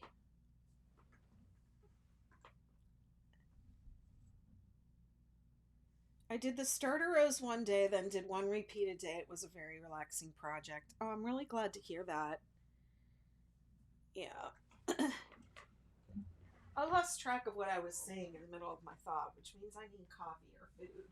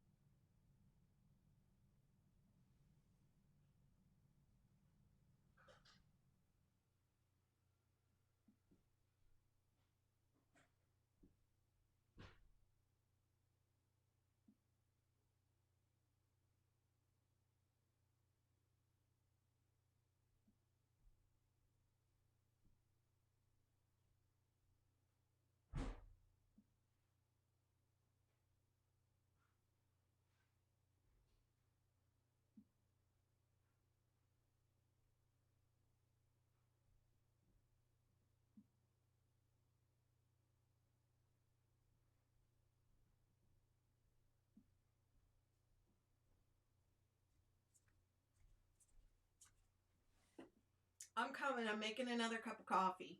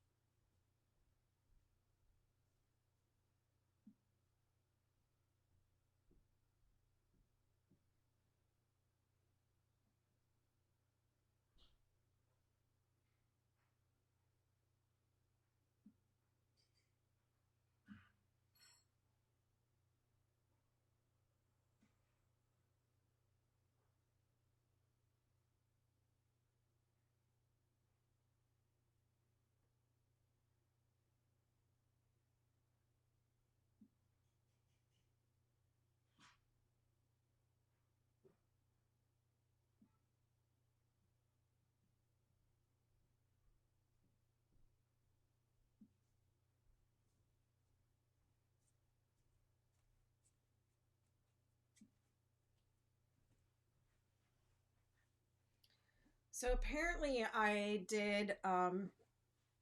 overfilled my essential oil diffuser in the other room and it leaked everywhere. So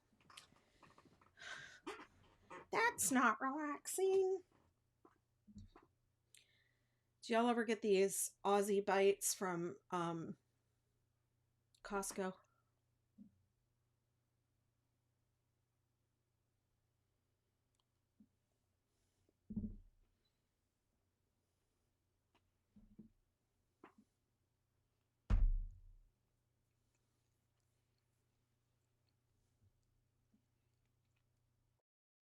They're frozen. I froze them.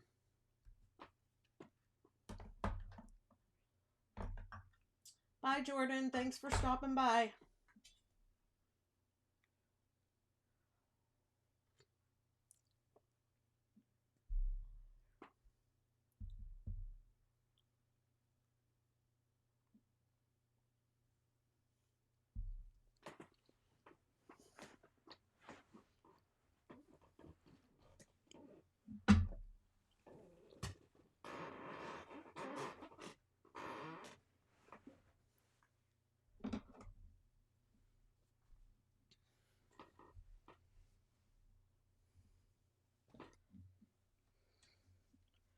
Whoa. This blanket is really long. I suppose I should measure it. It's probably too late now. However long it is how long it's going to be.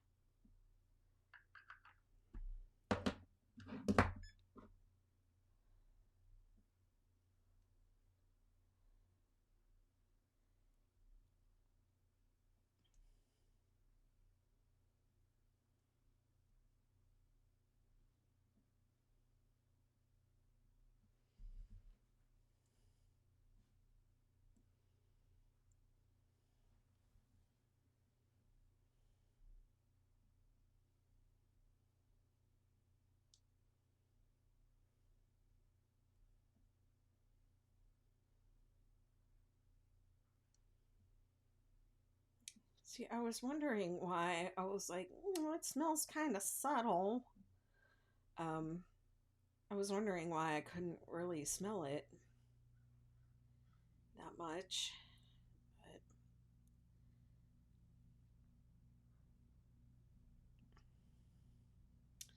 I smell it now. I heard it sputtering, so I had a feeling it was mad about something. But thank goodness it shut itself off.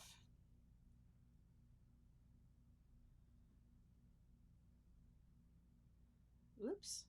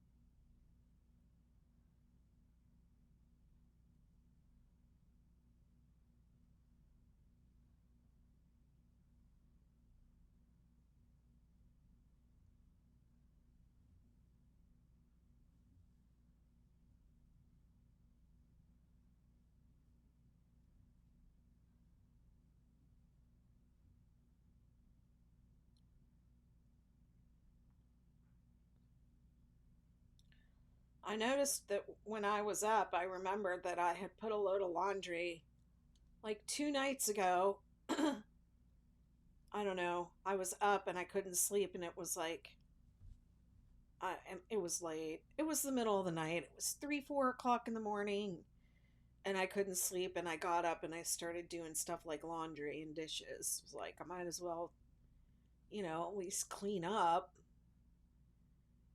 And then, of course, I ended up going back to bed and forgetting that I had a load of laundry in the washing machine that I did in the middle of the night when I was like a zombie.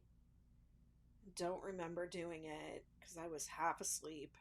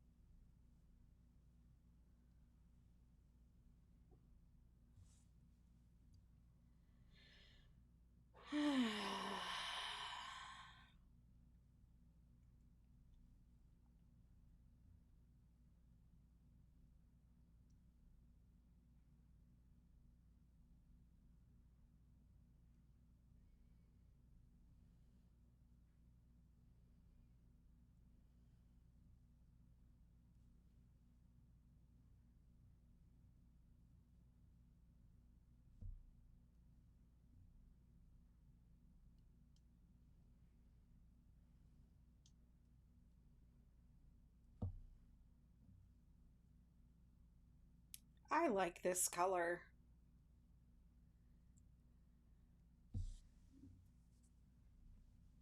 It looks, I guess it is pink. I don't know. It's more like a peachy, it's a peachy pink. To me, I don't really know what you would call it. I know what I would not call it, and that's cranberry.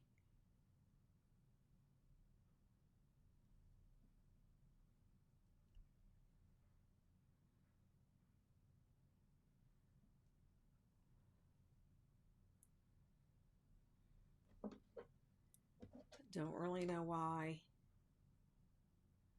they called it that.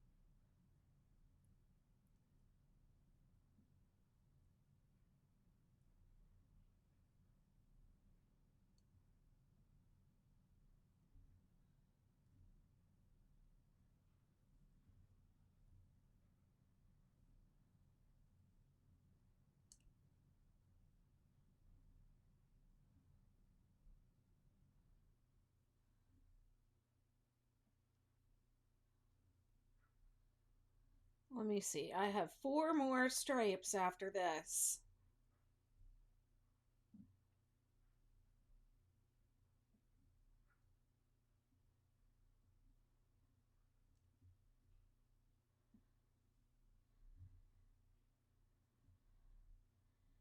And I'm excited about the border that I came up with. I swatched it out, but I didn't do it. I tried out some different ways to do the colors. So I haven't decided exactly which colors I'm going to use, but I like to finish. I like to do the last round in my favorite color. So I will probably pick the favorite and then work backwards in order of how I laid them out um, to figure out where to start.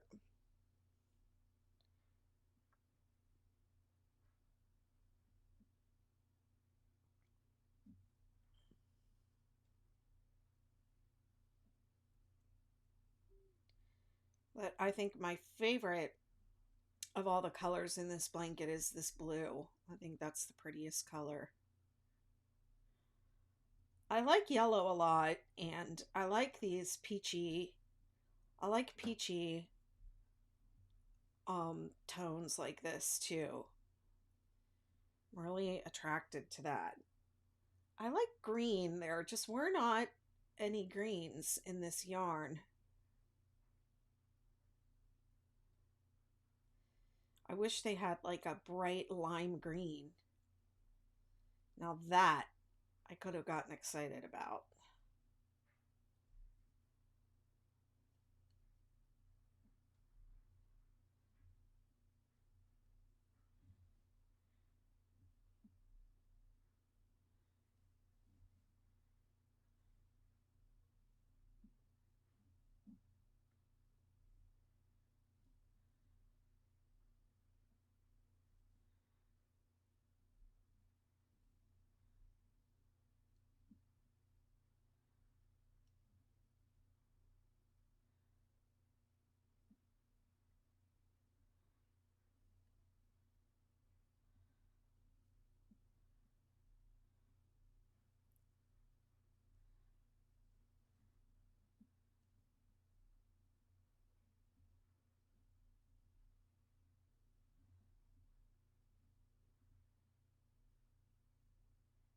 Thank you, Andrew. Andrew, you're the best.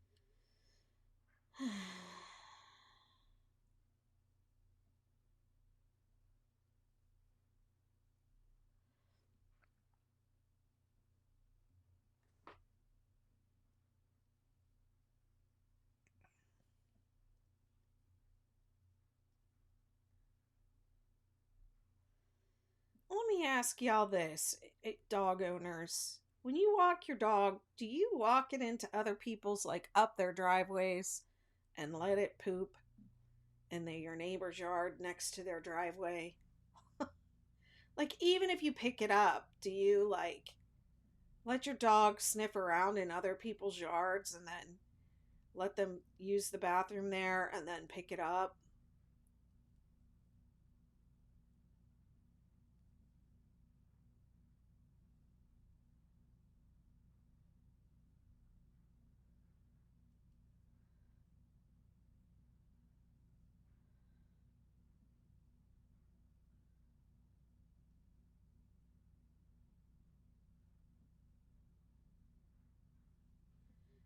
I mean, I used to have dogs, so I do get that when you're walking them, it is hard to keep them from just like peeing wherever they want.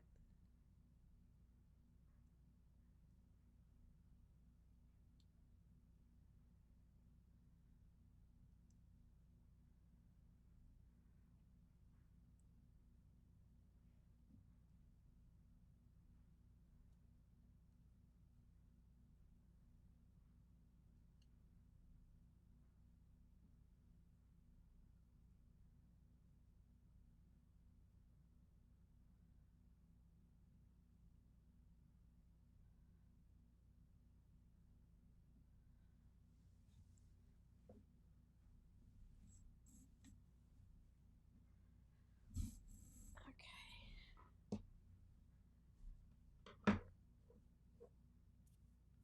Trying to take my own advice and stop at the end of every row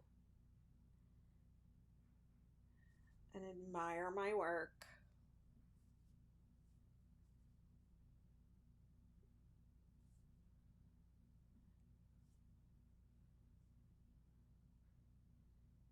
And just because I'm stretching my hands on camera, I just want to say I am hypermobile. So if your fingers do not go back like that, like mine do not try and make them do it. The idea is to stretch out this tissue in your hand, the bottoms of the joints. It's not necessary to like, you know, um, take a finger or a knuckle out of joint.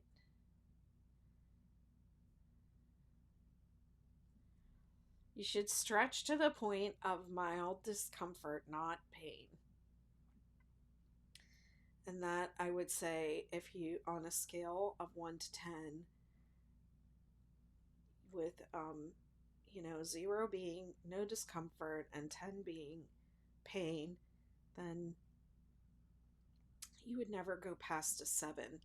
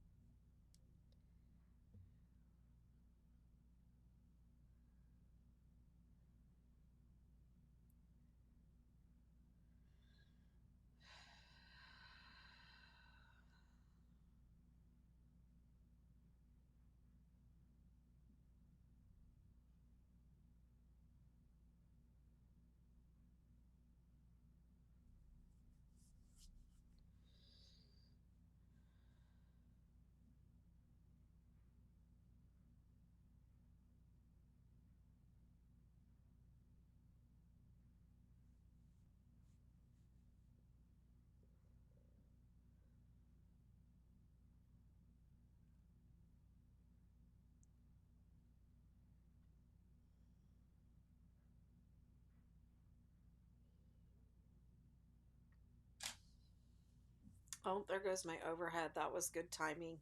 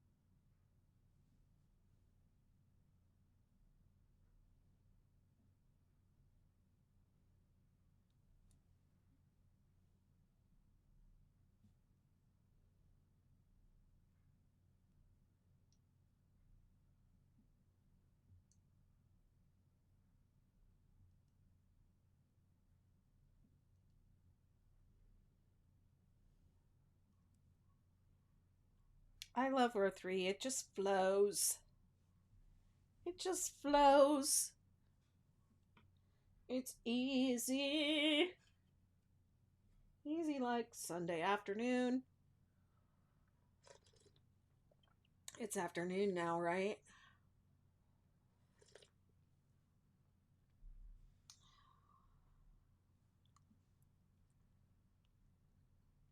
Whoop.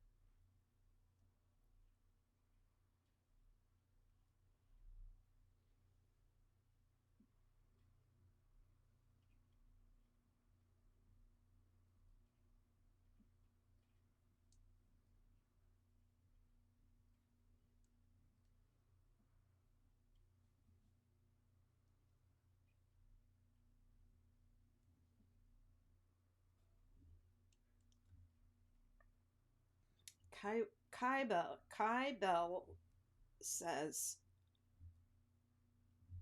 just finished my star blanket. Do they need blocking? It's the first blanket I've done. I don't know. Is it like, how's it looking? Is it, I mean, a lot of the time with the star blanket, they already lay flat. For me, I just lay them out on the bed. Um, it also depends on like if I'm gonna give it to somebody, I'll usually wash it first. Because I had my hands all over it and I sneezed on it. Thank you, Sunshine's Creation. Aren't you sweet? Um, you know, it I might smell like whatever I cooked. So I will usually wash it if I'm going to gift it. But if it's just for yourself and you're ready to just like throw it out on the bed, just throw it out on the bed and see how it looks.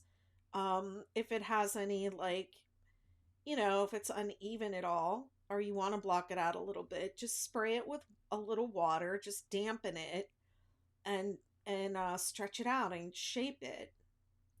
It's totally up to you if you want to block it or not.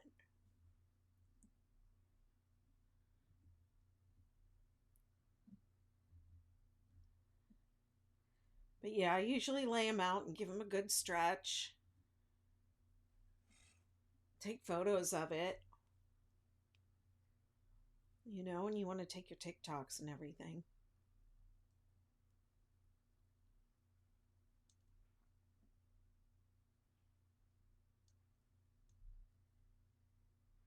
You're very welcome.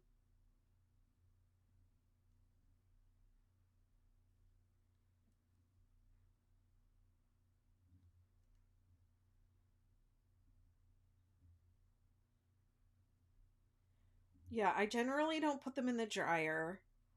I usually soak them with something called Eucalan, which is a wool soak, and you don't have to rinse it and you don't have to agitate it. So I'll put it in my washing machine, fill it up with water, put the Eucalan in, and let it soak for like 30 minutes. And then when it's done soaking, I'll set the washer to spin and let it spin out most of the um, water. Sometimes, if it's still like I go to pull it out and it still feels wet, I'll spin it again so that most of the water is spun out, and then I'll take it and lay it out on the bed and give it a good shape.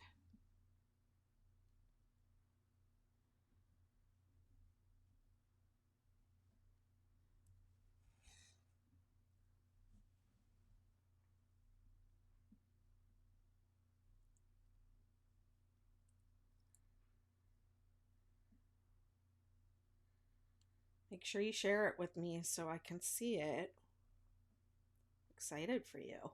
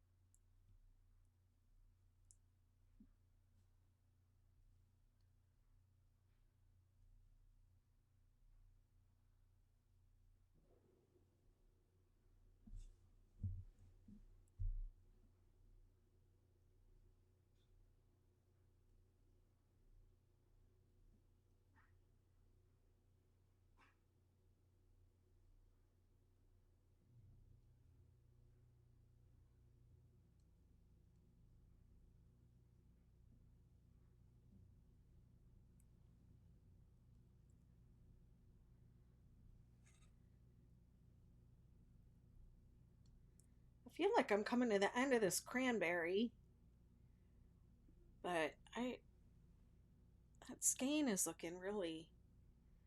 I must have used it in my swatch.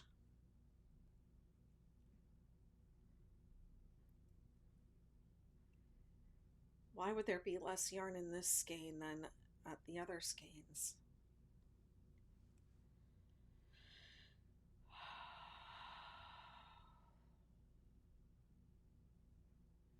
Thank you, Hessa. Aren't you sweet?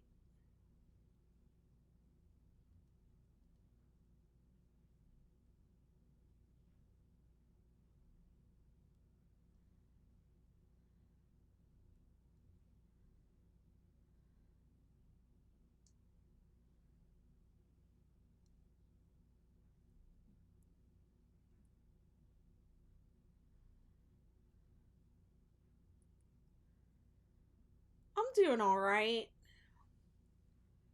I am.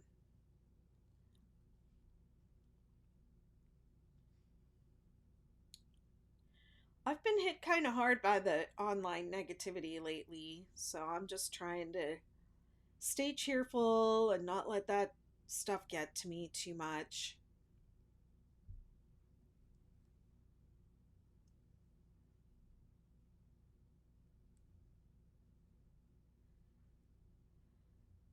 How are you?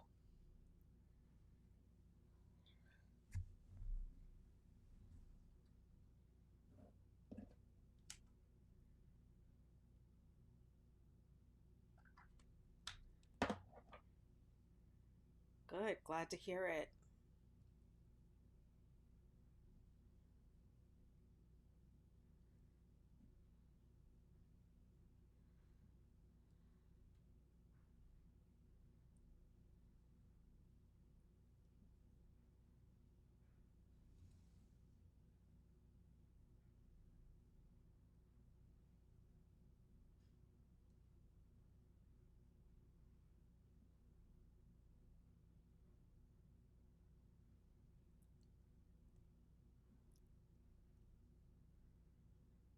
Are you crocheting today? What you working on?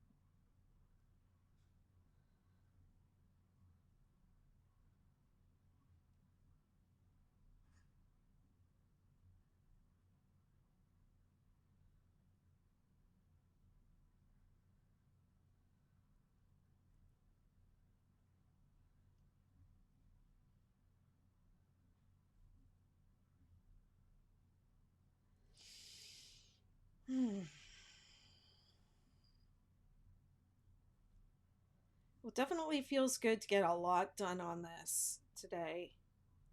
I don't know how much I've done. Let me see, is this the end where I marked it? I don't know. When I get back to the end where I marked it, I'll check in, but I know I've done at least one full stripe. I think I started off way back here somewhere. I'm definitely just wanting to like get this bad boy done. Let's just get this done, you know?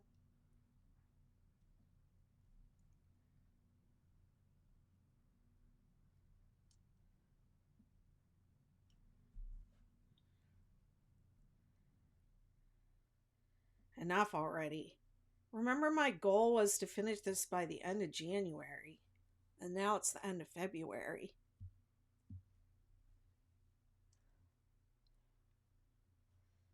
I mean, I had some setbacks. Not really setbacks, but I had some things that slowed me down in the beginning of the year.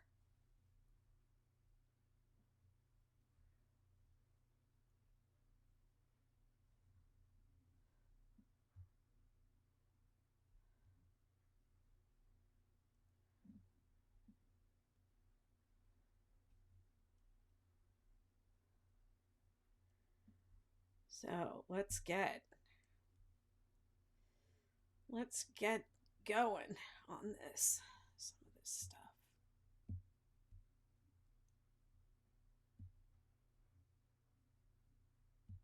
Hey Alyssa, how you doing?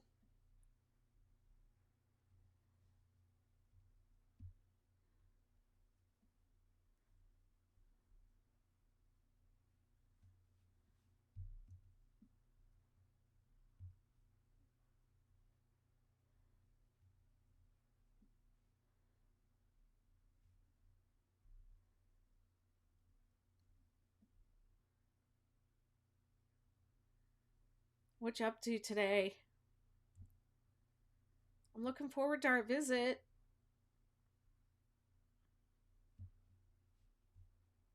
I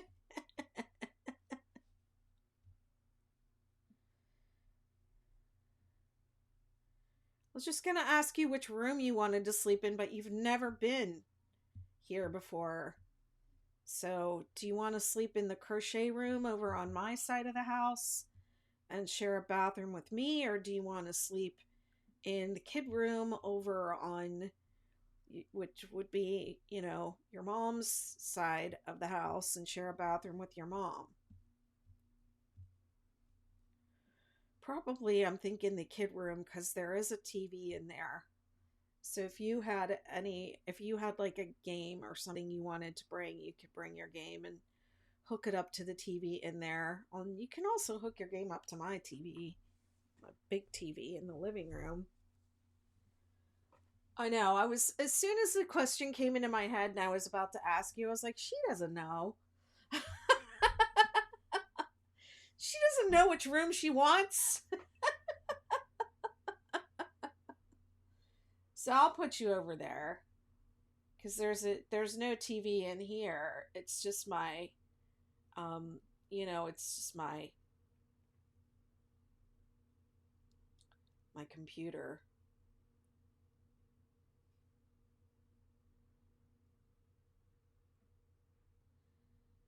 It's both it I mean, both sides of the house are identical, so I am going to switch up that room when I buy this place and I'm going to put another queen I'm going to put a queen bed in there. And I kind of want to I have some shelves in there. I kind of want to take those out and bring them out in the living room for my plants. But that's a big overhaul. So I don't know if I'll get that far, but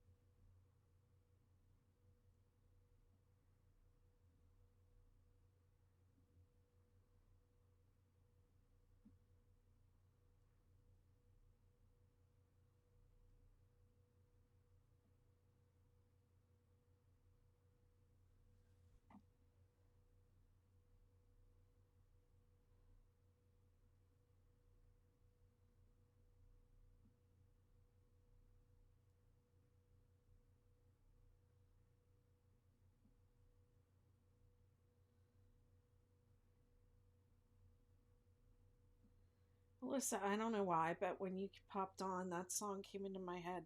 I wish that I could be like the cool kids. Maybe because of your purple buzz cut. I thought that.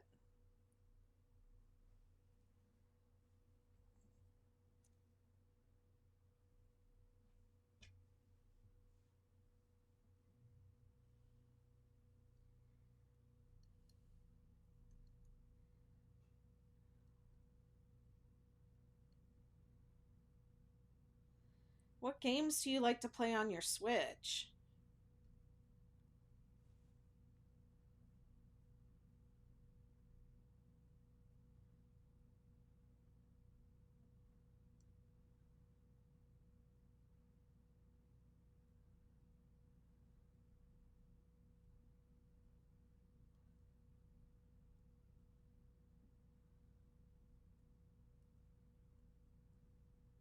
Ooh, I love Zelda. When Maya comes to visit, and she didn't come this Christmas, but last Christmas she came and I bought her a new Switch and I bought her the new Zelda game, and that's what we did for the whole time. And then she came to visit. Oh gosh, when was that? Well, she was here in December. And we had our Christmas, which we had like 2 weeks before Christmas. We had like our own little Christmas, and that's pretty much what we did the whole time. She played her Switch and I watched her. It was great. I loved it. I love our time together. I miss her so much.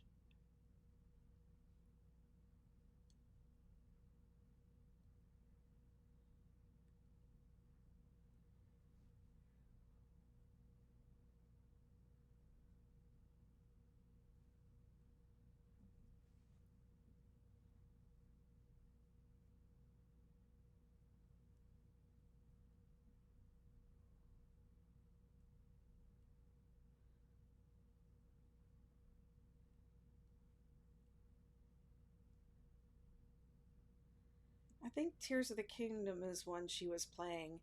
I don't know, whatever the new ones were. And there's a new one that basically took off where the one before it left off. And she still had some to go on the previous game, and so she finished that one up first. Your blanket reminds me of Christmas with the red and green. Yeah, but it's not green. It's really closer to this color. It's blue.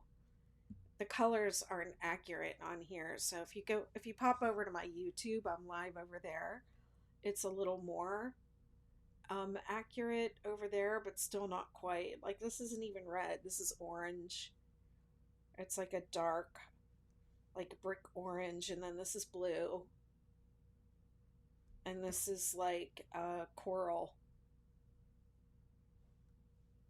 It's so weird, but you're not the first person that said that. And then one person asked me, I was working on like, it was way back in the beginning, and I just only had these two sections, and they said, "Is this watermelon inspired?" And I was like, "What?" That's when I really noticed that like the colors are not showing up accurately on my phone.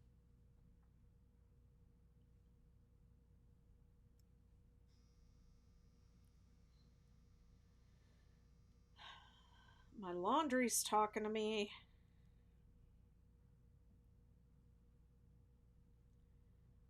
It's definitely a very weird day. It's like the full moon.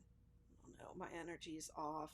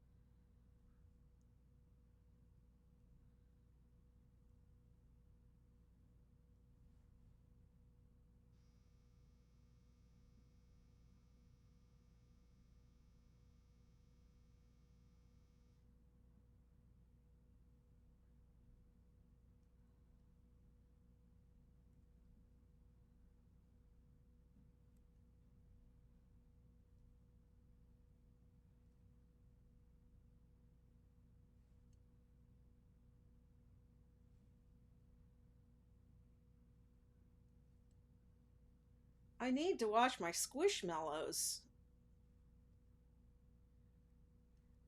How do you wash them? Are they machine washable and dryable?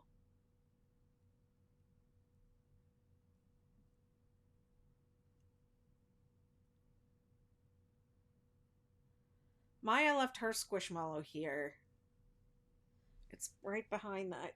You can't really see it on YouTube. Um, if you look on YouTube, it's on the bed back there.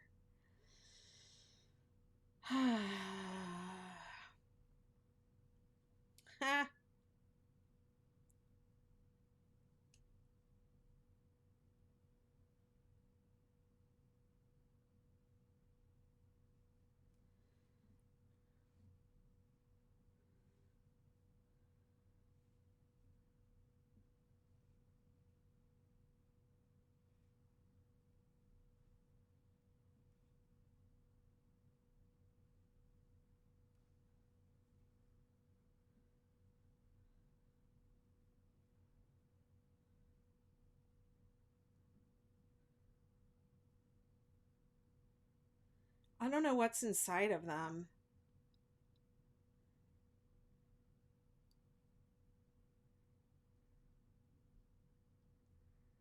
I burnt my pizza blanket in the dryer. Oh. Yeah, so I generally don't put things in the dryer like that. Um, like my crochet blankets, I definitely do not put in the dryer. Um, what I do, and you could maybe try this with the squishmallows, is I use a I use a detergent called Eucalan, Eucalan, and it's made for wool, and it is you don't have to rinse it. It's a it you don't have to rinse it out. You just soak whatever it is you're washing in it, and then you spin it out. So, and the reason is like with wool, okay, if you're talking about wool, if you let it agitate, if you put wool in the washer, I mean, probably a lot of people have done this. You put a wool sweater in the washing machine and it shrinks and it all felts together. So if you agitate wool, it will felt. So this wool wash is made for the purpose of, cleaning wool without having to agitate it, which would cause it to all felt together. So you just soak it, you put it in the washing machine with this Eucalan, and you soak it, and you just leave it in there for like 30 minutes. And then you set the washing machine to spin, and you let it drain and spin all the water out. And repeat the spin cycle a couple times um, if it's still, it's still wet.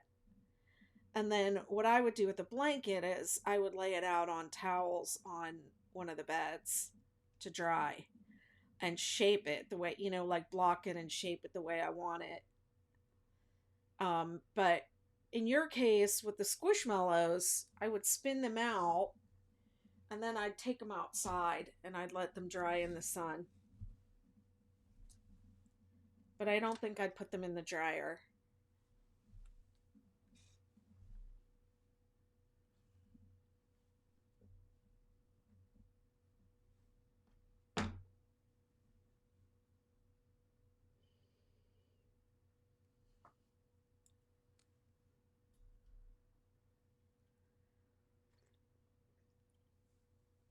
I don't know what's inside of them though.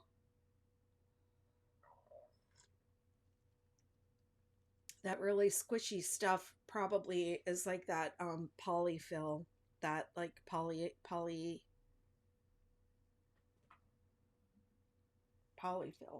I think it's called.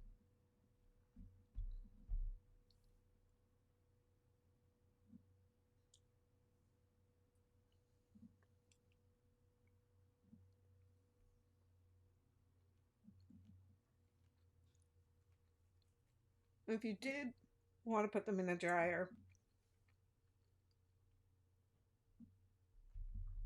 I wouldn't use any heat.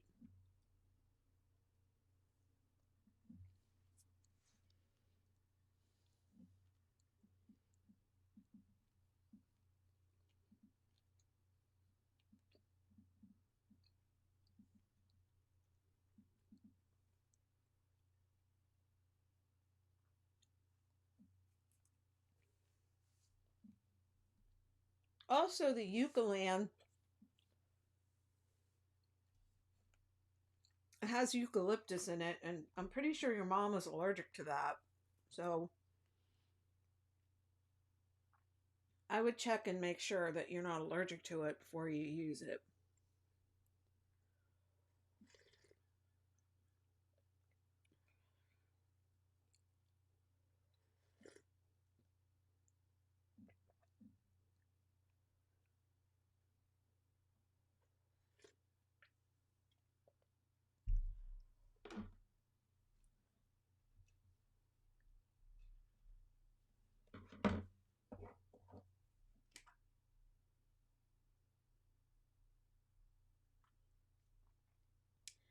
Hey, Christina, thanks for following.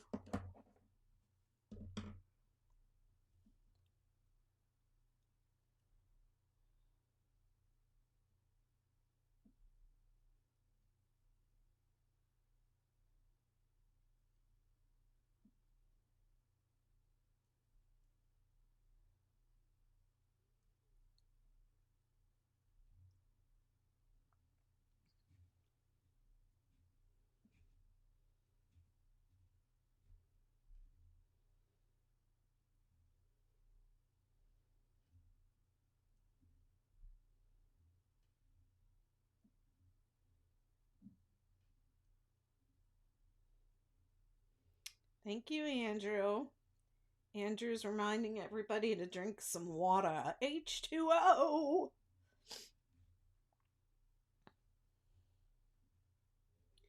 Gatorade.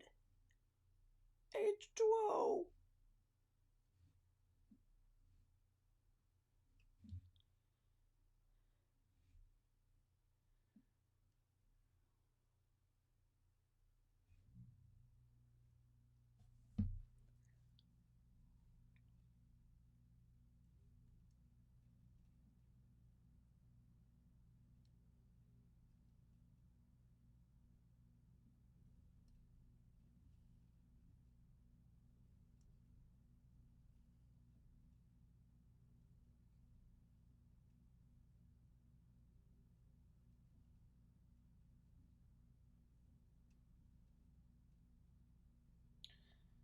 Wait a second here. What is happening? Something feels off.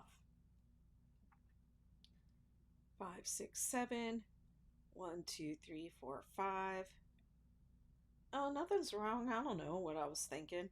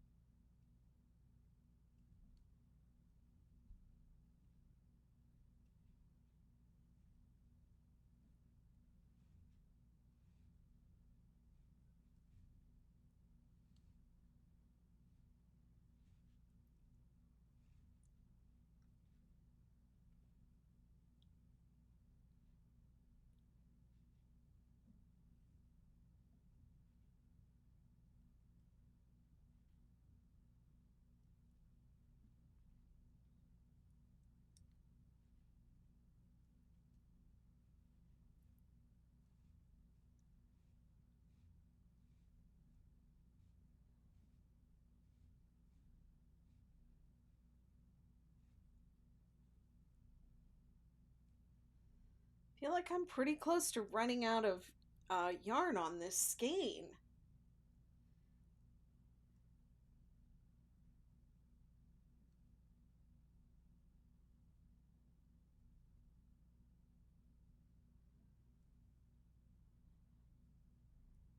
It's kind of weird. Like, why am I running out of this one, but I didn't run out of any of the others yet?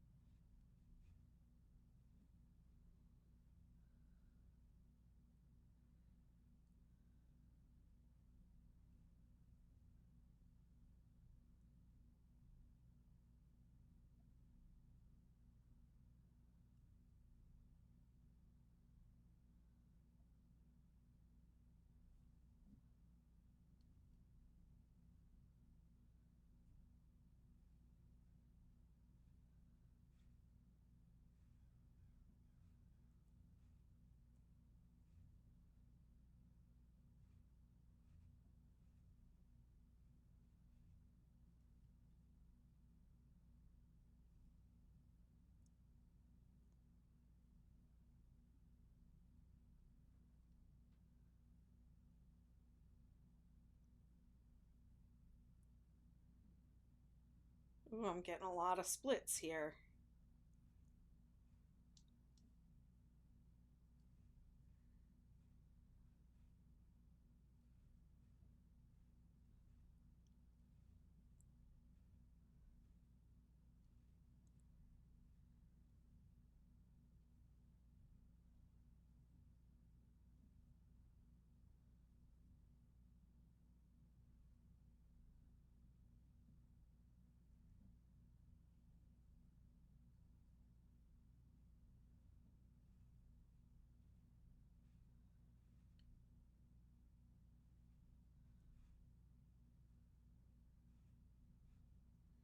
I think I probably used some of this yarn in my swatch.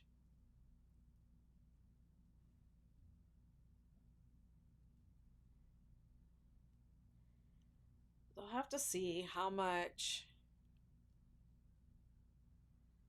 I guess it'll depend on which colors I use in the border because I don't. You see, there's a lot that goes into doing a pattern. I don't want to have to tell people that they need to get two skeins if they if they don't need to, they if it could be done in one.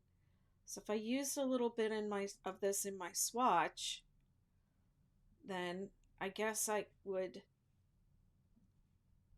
Well, we'll see how it goes. So people don't want to have a lot of yarn left over either. It just makes your yardage so weird.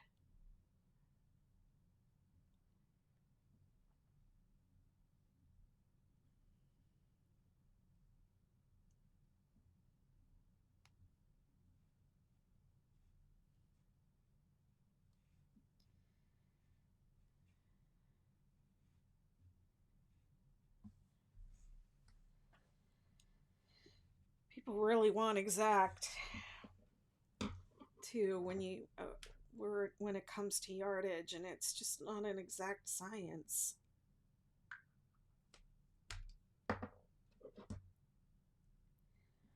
Because if I use two skeins of something and each skein has 100 yards on it, I have to say 200 yards so that you know to get two skeins.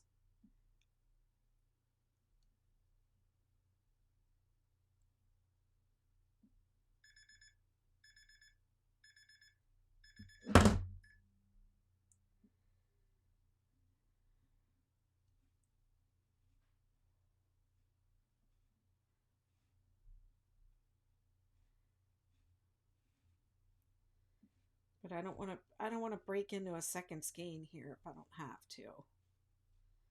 We'll see. I'm going to go to the end of this row, and then I'm probably going to take a break for a while. I might come back because I really want to get some work done on this today, but I think a break would be good. Been on here for about 3 hours, 3.5 hours. So it probably would be good for me to get up and do some other things and then come back, maybe get something to eat, and maybe even take a nap. Might even take a nap or take a yoga class and then come back. See if it's warmed up outside and I could go walk on the beach a little bit.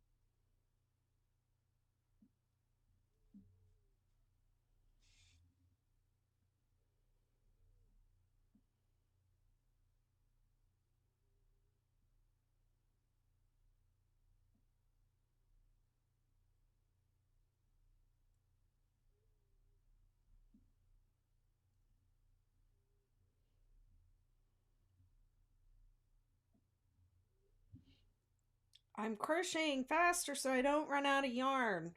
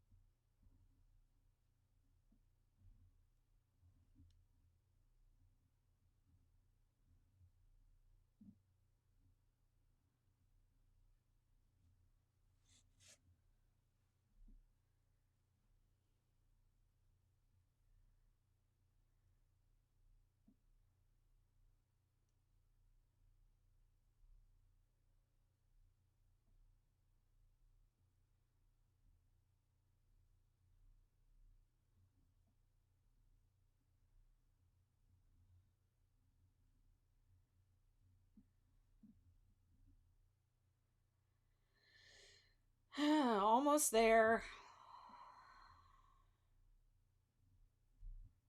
Get to the end of this row.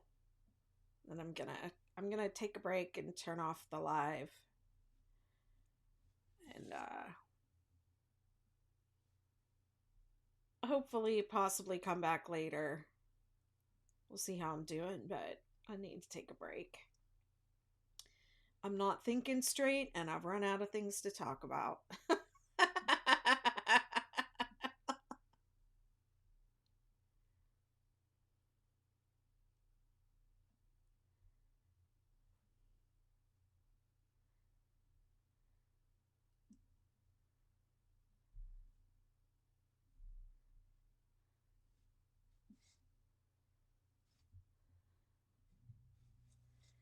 Appreciate everybody who came to hang out. This is all that's left of the first skein.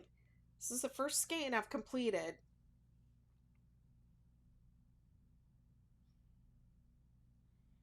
So I'm so close to the end here. So you can see why. Now I'll have to check my swatch because I'm pretty sure I did use some of this in the swatch. But I want my yardage to be accurate for the pattern, and I would hate to have to buy someone. I would hate to have to tell someone to buy a second skein just for, you know, like a tiny bit.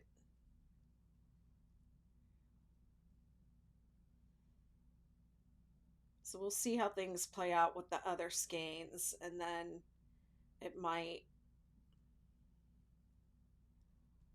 and the edge, because of course, you know, you need a lot of yarn to go around the edge, but I don't think I'm using every color in the edge. See, I just down to this much and I have this far to go. Like, I think I'm just gonna be a couple stitches short. That's not good.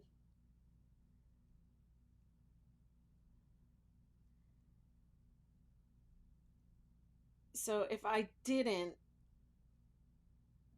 use this in my swatch, which I'm pretty sure it did, look at that. Like, that's all there is left. Just made it. So I would probably say get a second skein for just that much. Because you never know with someone's tension. Like, their tension could be way different from mine. They could crochet way more loosely.